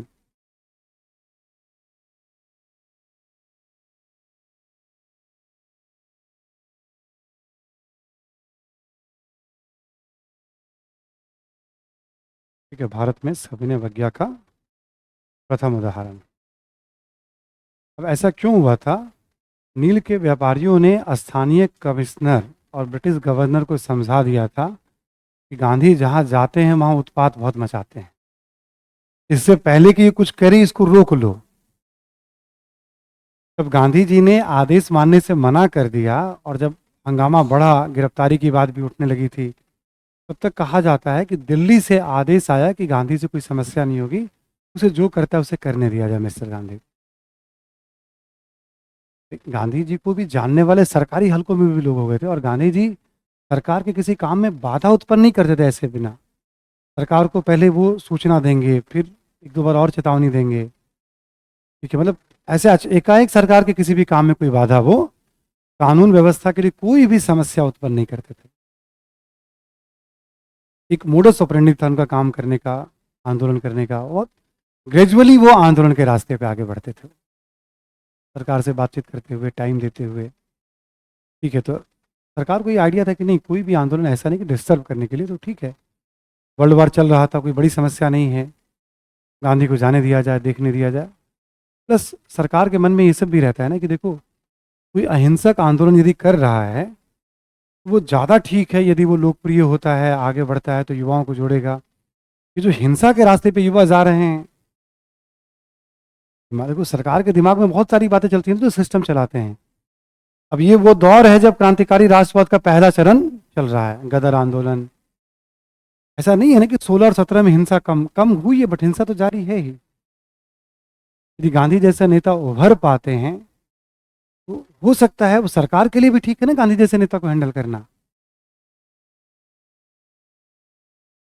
जो बिपिन चंद्रा कहते हैं, बम पिस्तौल की राजनीति करने वाले युवा हैं, उनकी तुलना में तो ज़्यादा अच्छे हैं, उसमें जान माल की क्षति भी हो रही है। ठीक है, हो सकता है कि गांधी जी को क्या पता नेता बनाया जाए, इनको ये भी दिमाग में चल सकती है सरकार की। बट सरकार को ये भी पता है कि नेता बनाएंगे तो दक्षिण अफ्रीका में जब ये आदमी जिद पे बैठ सकता है, और वहां की सरकार को तो लाइसेंस था बहुत सारे काम कराने का। यहाँ तो वैसे ही हम लोकतांत्रिक व्यवस्था का आवरण ओढ़ के चल रहे हैं, यानी गांधी को काम करने का ज़्यादा फ्रीडम मिल सकता है भारत में। तो सरकार ऐसा नहीं कि बहुत बढ़ावा भी देगी गांधी को, जो भी हो, दिल्ली से अनुमति मिलने के बाद गांधी जी को फिर रोका टोका नहीं गया। अगला पॉइंट लिखें, गांधी जी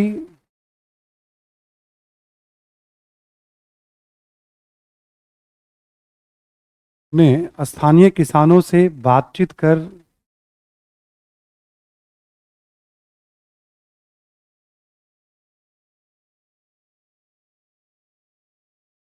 एक रिपोर्ट सरकार को सौंपी।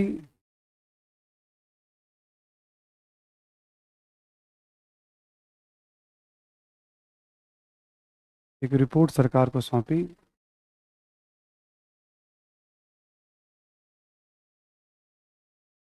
इसी में लिखें आप, सरकार ने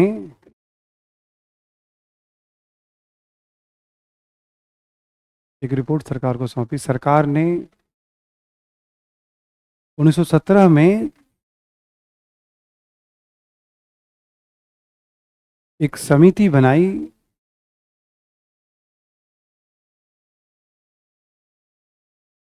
गांधी जी भी इसके सदस्य थे।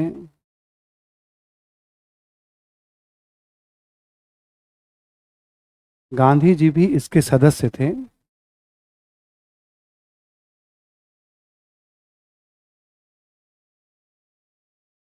सदस्य थे।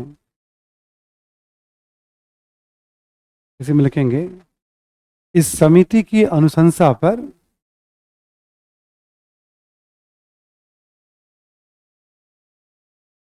इस समिति की अनुशंसा पर 1919 में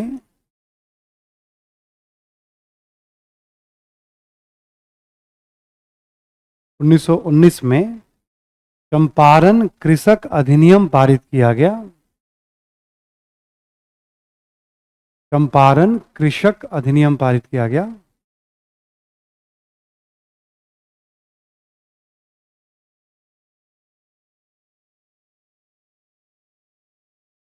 ठीक है, अधिनियम पारित किया गया।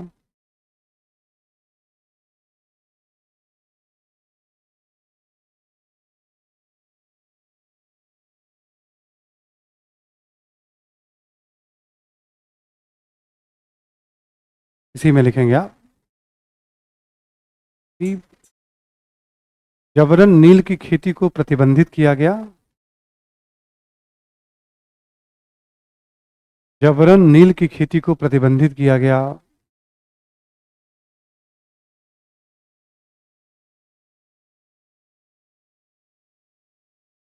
प्रतिबंधित किया गया।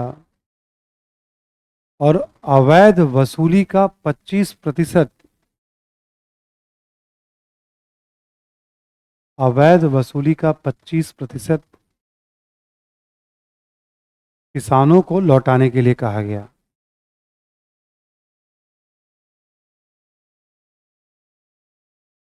25% किसानों को लौटाने के लिए कहा गया।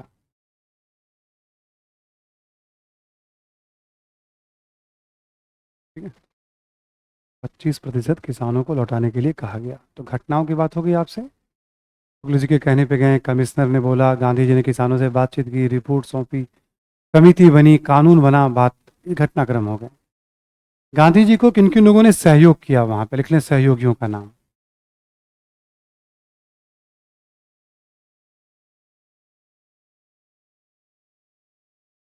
सहयोगियों में नाम लिखें आप। आचार्य जेबी कृपलानी, आचार्य जेबी कृपलानी,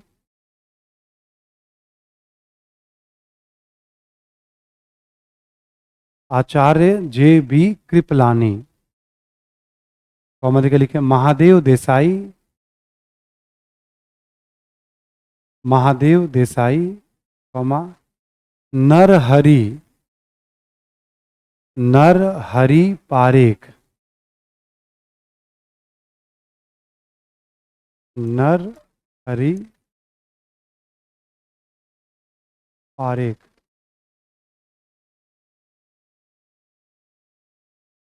मजहरुल हक,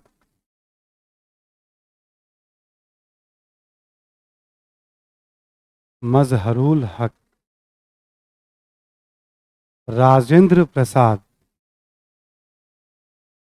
राजेंद्र प्रसाद इत्यादि।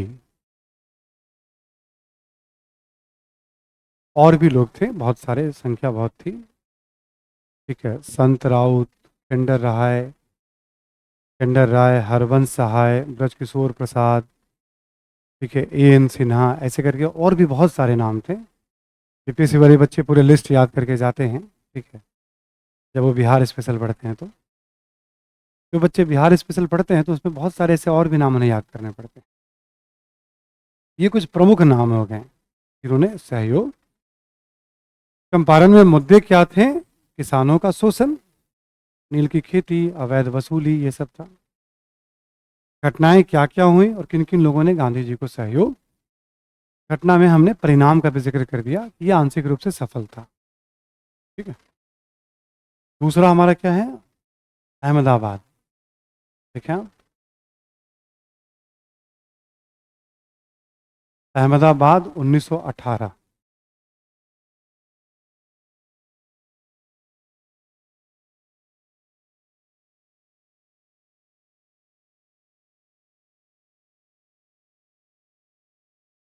ने कहा कि अब हम मजदूरी वापस लेते जो बढ़ाए थे। अब मजदूरों ने कहा कि नहीं, महंगाई बहुत बढ़ गई है वर्ल्ड वार के कारण, ये मजदूरी जो है वो बढ़ी रहनी चाहिए। मजदूरी मिलती कितनी थी? पूंजीपतियों ने कहा कि नहीं, हम इसे कम करेंगे। तब श्रमिकों की तरफ से भी कुछ लोग गांधी जी से मिलने गए, पूंजीपतियों की तरफ से गांधी जी से मिलने गए। गांधी जी ने देखा, समझा जो भी। गांधी जी ने एक बीच का रास्ता बताया कि भाई, इतनी मजदूरी जो है बढ़ी हुई होनी चाहिए, मजदूरों की पूरी नहीं, मतलब इतनी महंगाई बढ़ी उतनी मजदूरी बढ़ा दो आप हमसे। ठीक है। तो उद्योगपतियों ने बात मानने से मना कर दिया, तो गांधी जी वहां पे अनशन पे बैठ गए, दबाव का काम किया। और फिर उद्योगपतियों ने बात, गांधी जी की छोटी घटना है बट ये बताता है उद्योगपति और श्रमिक दोनों के ट्रस्ट को जीत रहे हैं। चंपारण में किसानों के ट्रस्ट को जीत रहे हैं, यानी एक मैसेज जा रहा है। ठीक है, जहां भी जा रहे हैं चीज़ों को देख रहे हैं, अध्ययन कर रहे हैं, फिर एक विचार विमर्श के बाद एक रास्ता, और फिर आंदोलन कर रहे हैं, और उसमें उन्हें आंशिक सफलता मिल रही है गांधी जी को। ठीक है, ये हो गया आपका मुद्दा। लिखिए घटनाक्रम।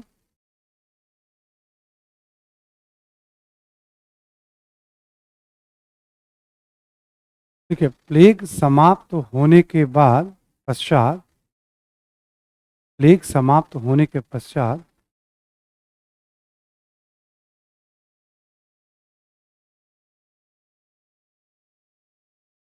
उद्योगपति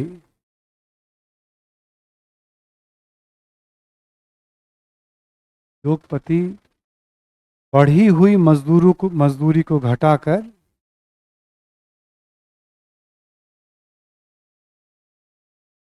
बढ़ी हुई मजदूरी को घटाकर 20% करना चाहते थे।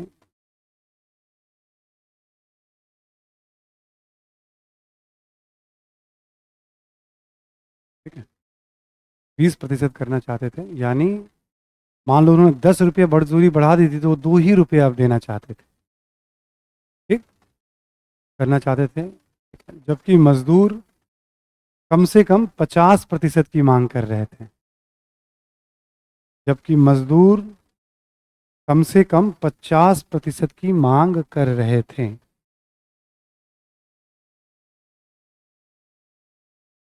कम से कम 50% की मांग कर रहे थे।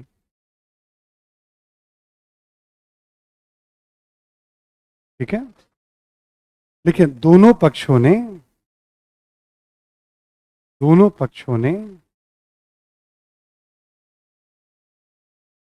गांधी जी से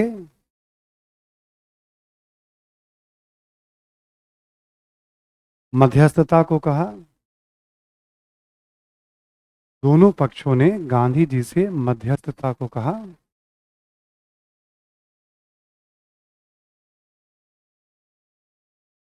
मध्यस्थता को कहा। लिखें लिखें गांधी जी ने गांधी जी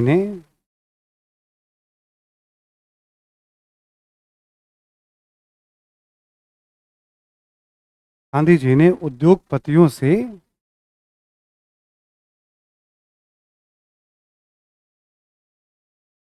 35% करने की मांग की।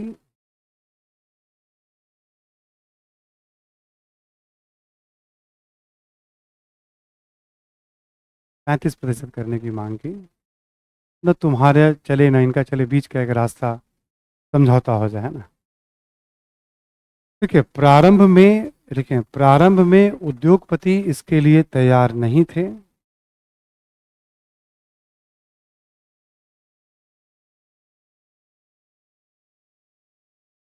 तैयार नहीं थे।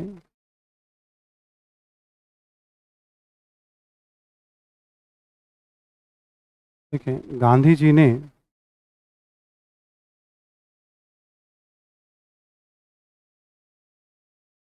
मजदूरों के समर्थन में अनशन किया।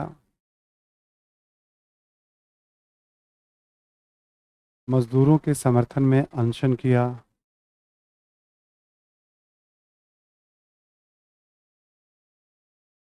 अंततः उद्योगपतियों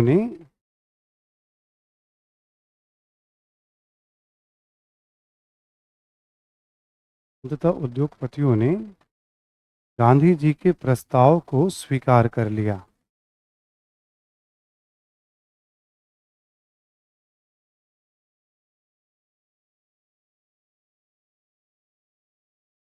पतियों ने गांधी जी के प्रस्ताव को स्वीकार कर लिया।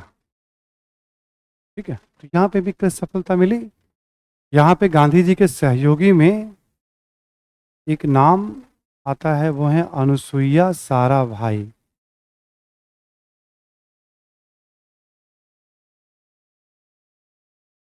ठीक है, सहयोगी में नाम लिख लेंगे आप, तो अनुसुईया साराभाई।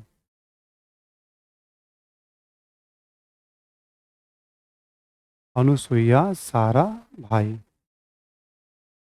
ठीक है, सहयोगी में नाम लिख लेंगे आप। क्लियर। मुद्दे, घटनाक्रम, सहयोगी। चंपारण में मुद्दे, घटनाक्रम, सहयोगी। ऐसे ही खेड़ा गुजरात का एक डिस्ट्रिक्ट है, यहां भी हम देखेंगे मुद्दे, घटनाक्रम और सहयोगी। देखें आप जरा, खेड़ा सत्याग्रह,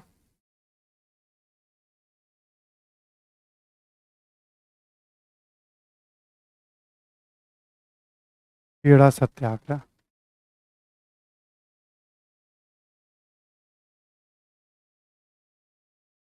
यहां पे लिख लें आप मुद्दे,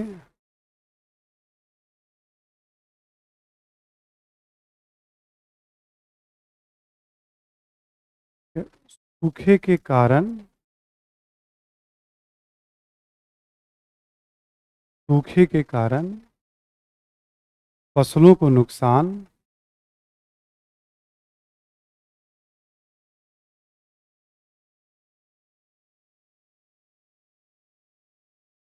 फसलों को नुकसान तथा महंगाई से,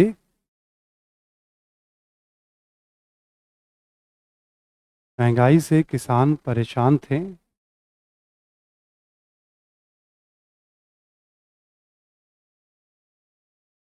महंगाई से किसान परेशान थे और वे भू राजस्व से माफी चाहते थे।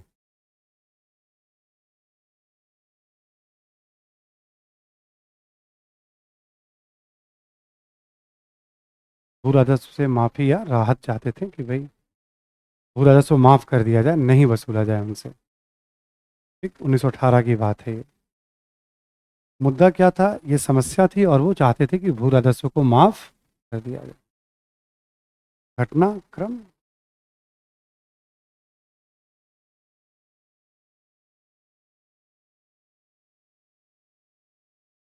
देखिए मोहनलाल पांड्या,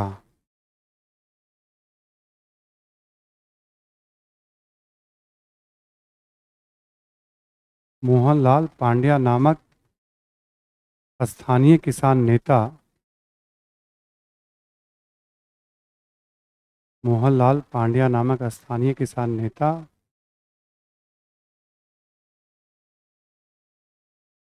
पांड्या नामक स्थानीय किसान नेता के द्वारा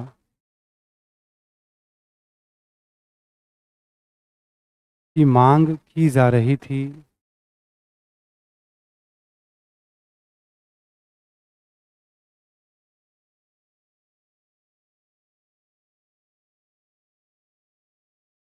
गुजरात सभा,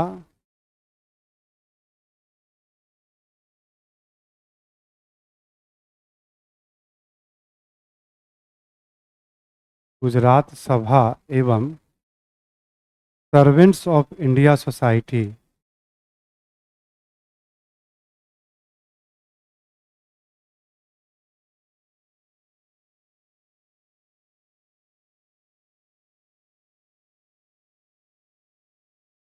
गुजरात सभा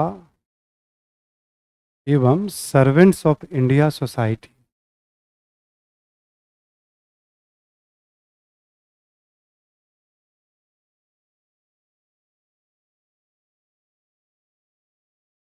गुजरात सभा के अध्यक्ष गांधी जी थे उस समय, और सोसाइटी की स्थापना 1905 में गोखले ने की थी।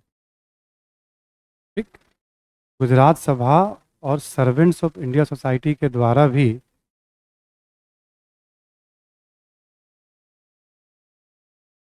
इंडिया सोसाइटी के द्वारा भी भू राजस्व को माफ किए जाने की मांग की जा रही थी।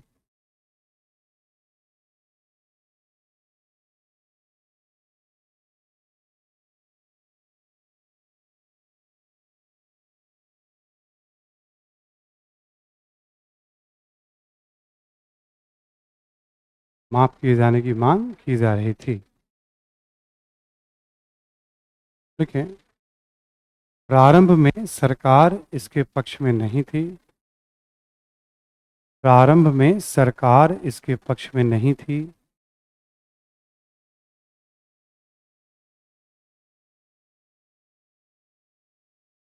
सरकार इसके पक्ष में नहीं थी। ठीक है, इसी में लिखें, गांधी जी ने किसानों से गांधी जी ने किसानों से कर न देने को कहा।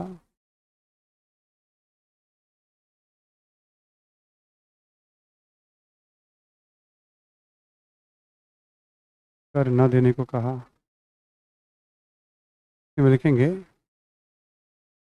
अंततः सरकार ने भी अंततः सरकार ने भी यह आदेश जारी किया।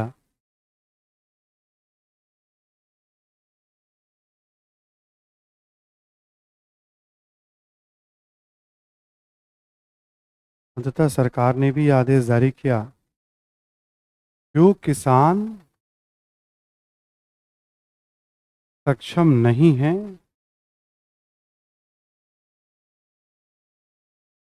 उनसे भू राजस्व नहीं वसूला जाए।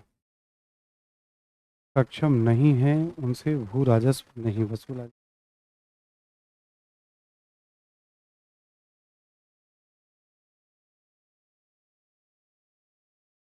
ठीक?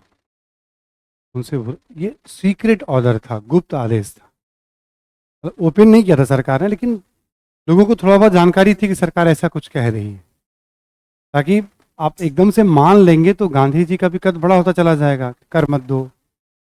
ये थोड़ा सा एक्सट्रीम था। चंपारण में ऐसा कुछ नहीं था, नो टैक्स यहाँ पे था। ठीक, तो इस तरह से माना जाता है। आंशिक रूप से ये भी सफल था, पार्शियली, नॉट कंप्लीट। सहयोगी का नाम लिख लीजिए आप यहाँ पे, वल्लभ भाई पटेल और इंदुलाल याग्निक।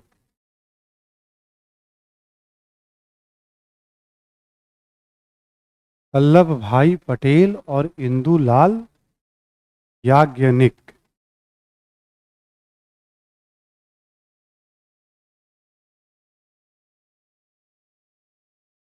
इंदुलाल याग्निक।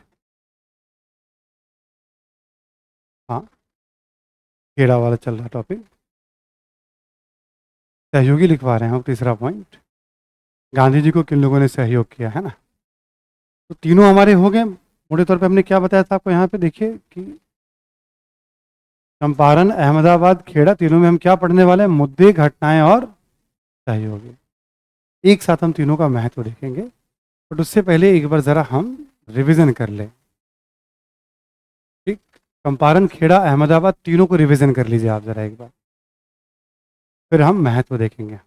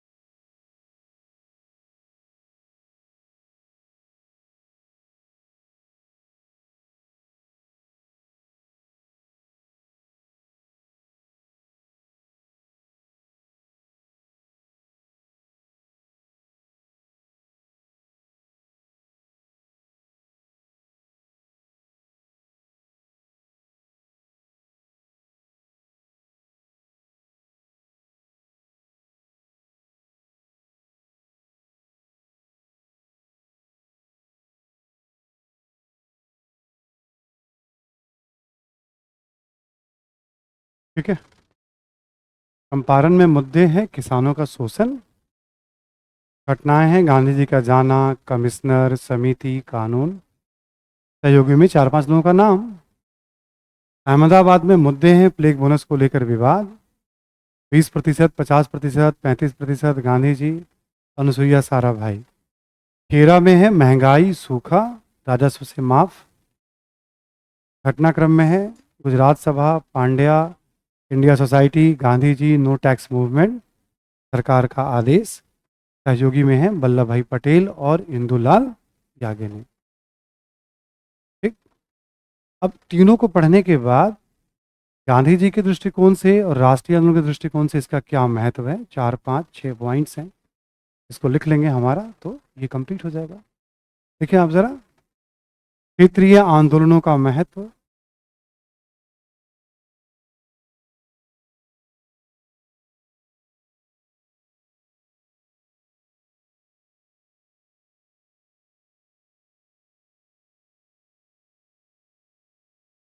लिखिए आप कि तीनों ही आंदोलन का संबंध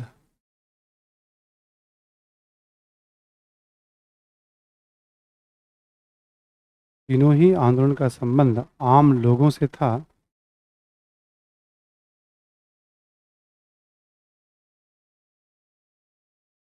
तीनों ही आंदोलन का संबंध आम लोगों से था। में लिखेंगे आम लोगों के मुद्दे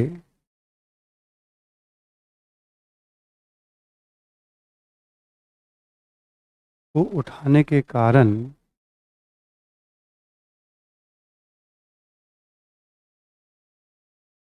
कारण गांधी जी की छवि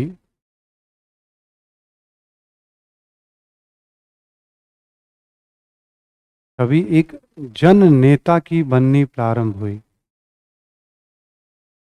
जन नेता, आम लोगों के नेता, जन नेता के रूप में छवि बननी प्रारंभ हुई। लिखें कि में राष्ट्रीय आंदोलन में यह पहला अवसर था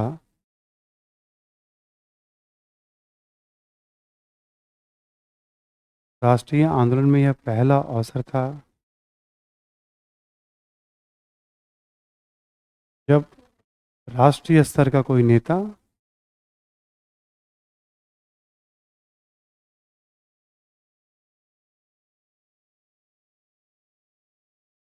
राष्ट्रीय स्तर का कोई नेता आम लोगों के मुद्दे से आंदोलन की शुरुआत कर रहा हो।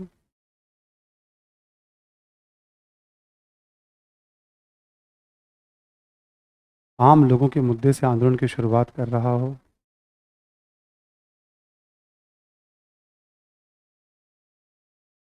और मूल क्षेत्र से बाहर जाकर आंदोलन की शुरुआत कर रहा हो। मूल क्षेत्र से बाहर जाकर आंदोलन की शुरुआत कर रहा हो।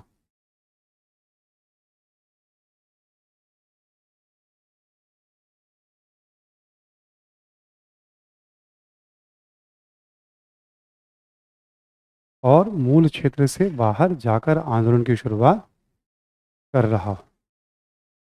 ठीक है। जैसे गुजरात के रहने वाले थे बट आंदोलन चंपारण से कर रहे हैं। देखिए आप, इन कारणों से गांधी जी की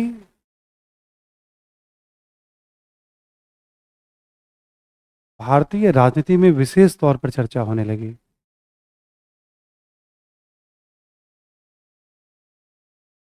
भारतीय राजनीति में विशेष तौर पर चर्चा होने लगी।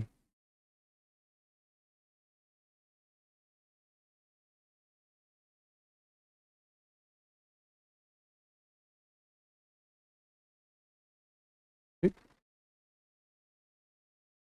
ठीक है। आंदोलन के दौरान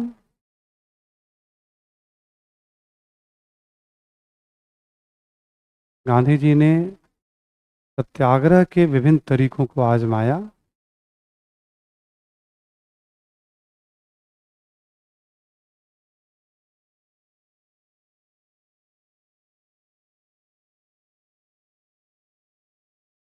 सत्याग्रह के विभिन्न तरीकों को आजमाया, जैसे कर न देना,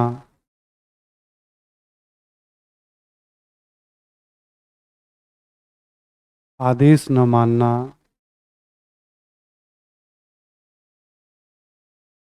अनशन करना इत्यादि।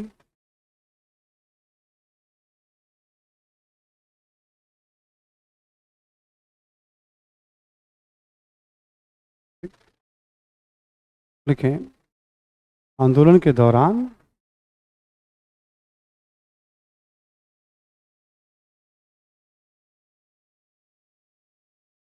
कुछ ऐसे नेताओं का सहयोग मिला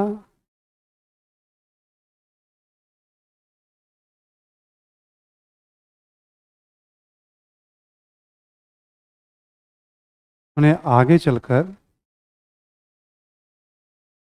जिन्होंने आगे चलकर राष्ट्रीय आंदोलन में बड़ी भूमिका निभाई।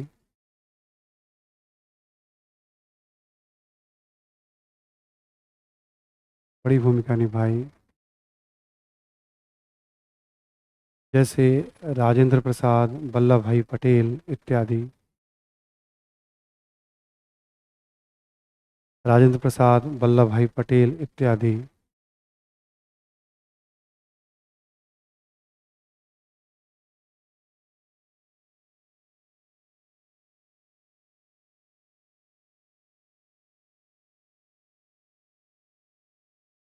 देखें, यह आंदोलन क्षेत्रीय अवश्य था,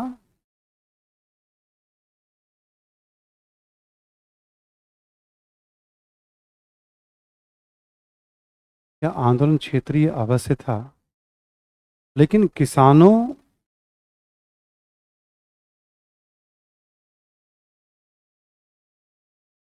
और मजदूरों से संबंधित होने के कारण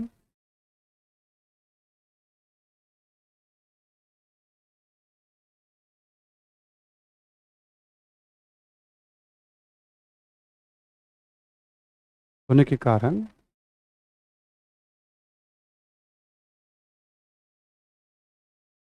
इसका विशेष महत्व था।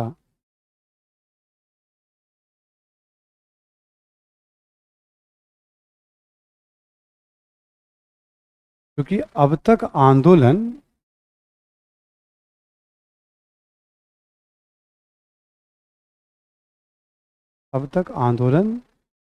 संवैधानिक मुद्दों के इर्द गिर्द ही केंद्रित था।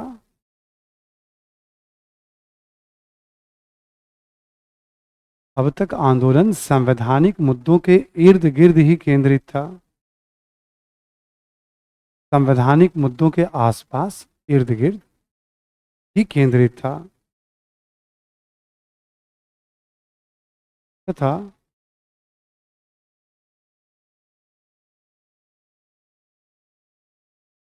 आंदोलन की गतिविधियां मुख्यतः शहरों तक सीमित थी।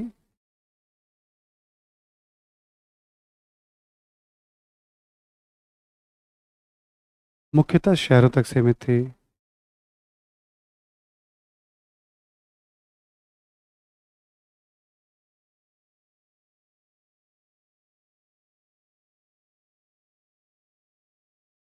मुख्यतः शहरों तक। अभी तक जितना आंदोलन हो रहा था, क्या कह रहा था? प्रस्ताव भारतीयों को नौकरी में लीजिए, कार्यपालिका, न्यायपालिका, प्रेस, इन सब की बात हो रही थी। किसानों और मजदूरों पे इसलिए इसका एक बड़ा महत्व है, क्योंकि अब एक बदलाव का सूचक था ये। लिखें, लेकिन अब, इसी में लिखें, लेकिन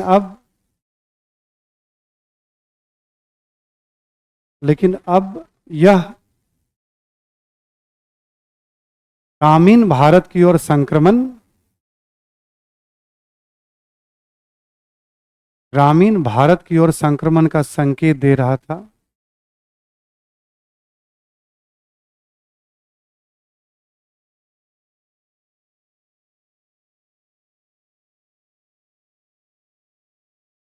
संकेत दे रहा था, बड़ा बदलाव का संकेत था कि अब राजनीति बदलने वाली है। अगला पॉइंट लिखें आप, एक दो पॉइंट और लिखना है इसमें महत्व में भी। देखिए आप कि आंदोलन के दौरान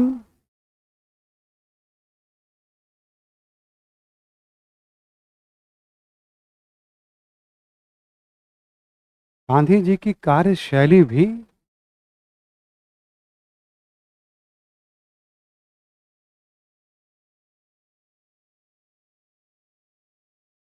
चर्चा का विषय बनी।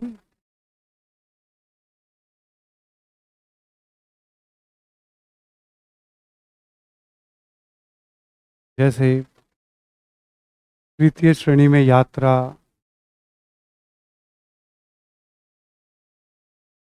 तृतीय श्रेणी में यात्रा,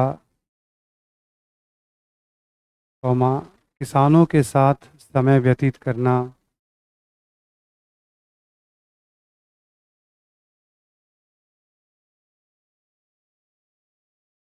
एक आम भारतीयों जैसी वेशभूषा, एक आम भारतीयों जैसा पहनावा कर लीजिए आप, जब वेशभूषा,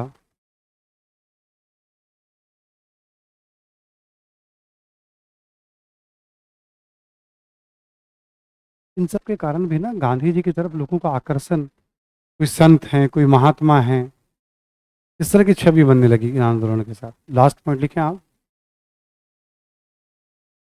आंदोलनों में, आंदोलनों को आंशिक सफलता मिली,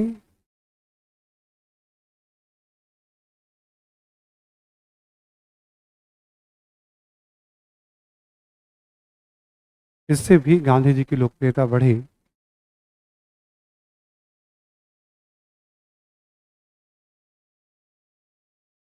लोकप्रियता बढ़ी और लोग उम्मीद भरी निगाहों से गांधी जी की तरफ देखने लगे।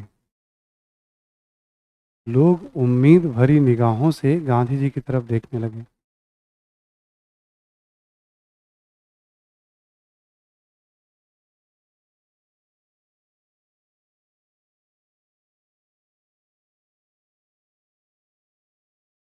ठीक है? तो चंपारण या कोई भी, एक भी आप जैसे पूछे चंपारण सत्याग्रह से आप क्या समझते हैं, उसका क्या महत्व है, ये सारी बातें उसमें भी आ जाएंगी। खेड़ा पूछेगा आप वहाँ भी लिख सकते हैं। गांधी जी के लिए क्या महत्व है वो भी लिख सकते हैं। राष्ट्रीय आंदोलन में क्या महत्व है, यानी इस तरह से महत्व को डिजाइन किया है। कुछ भी पूछेगा ना तो आपको यहाँ से उत्तर मिलेगा।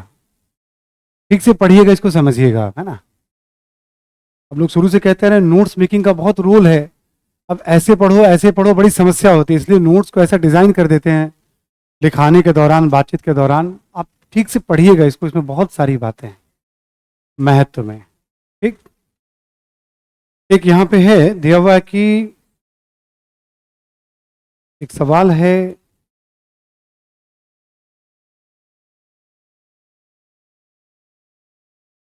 चलिए इसको मैं रखता हूं अपने पास में सब। नहीं नहीं, ये रेलिवेंट सवाल है और ये हो नहीं पाएगा 2 4 5 मिनट में, या जिनका हो अपने पास रख लीजिएगा ना, कल यहाँ पे फिर दोबारा रख दीजिएगा। हाँ, नहीं जिनका है वो रख लेंगे ना, कल यहाँ फिर रख देंगे वो। ठीक है, रेलिवेंट क्वेश्चन है, थोड़ा टाइम लगेगा इसमें एक बार। ठीक है, तो कल बात कर लेंगे हम लोग, है ना, इसके ऊपर। ठीक है, थैंक यू एवरीवन।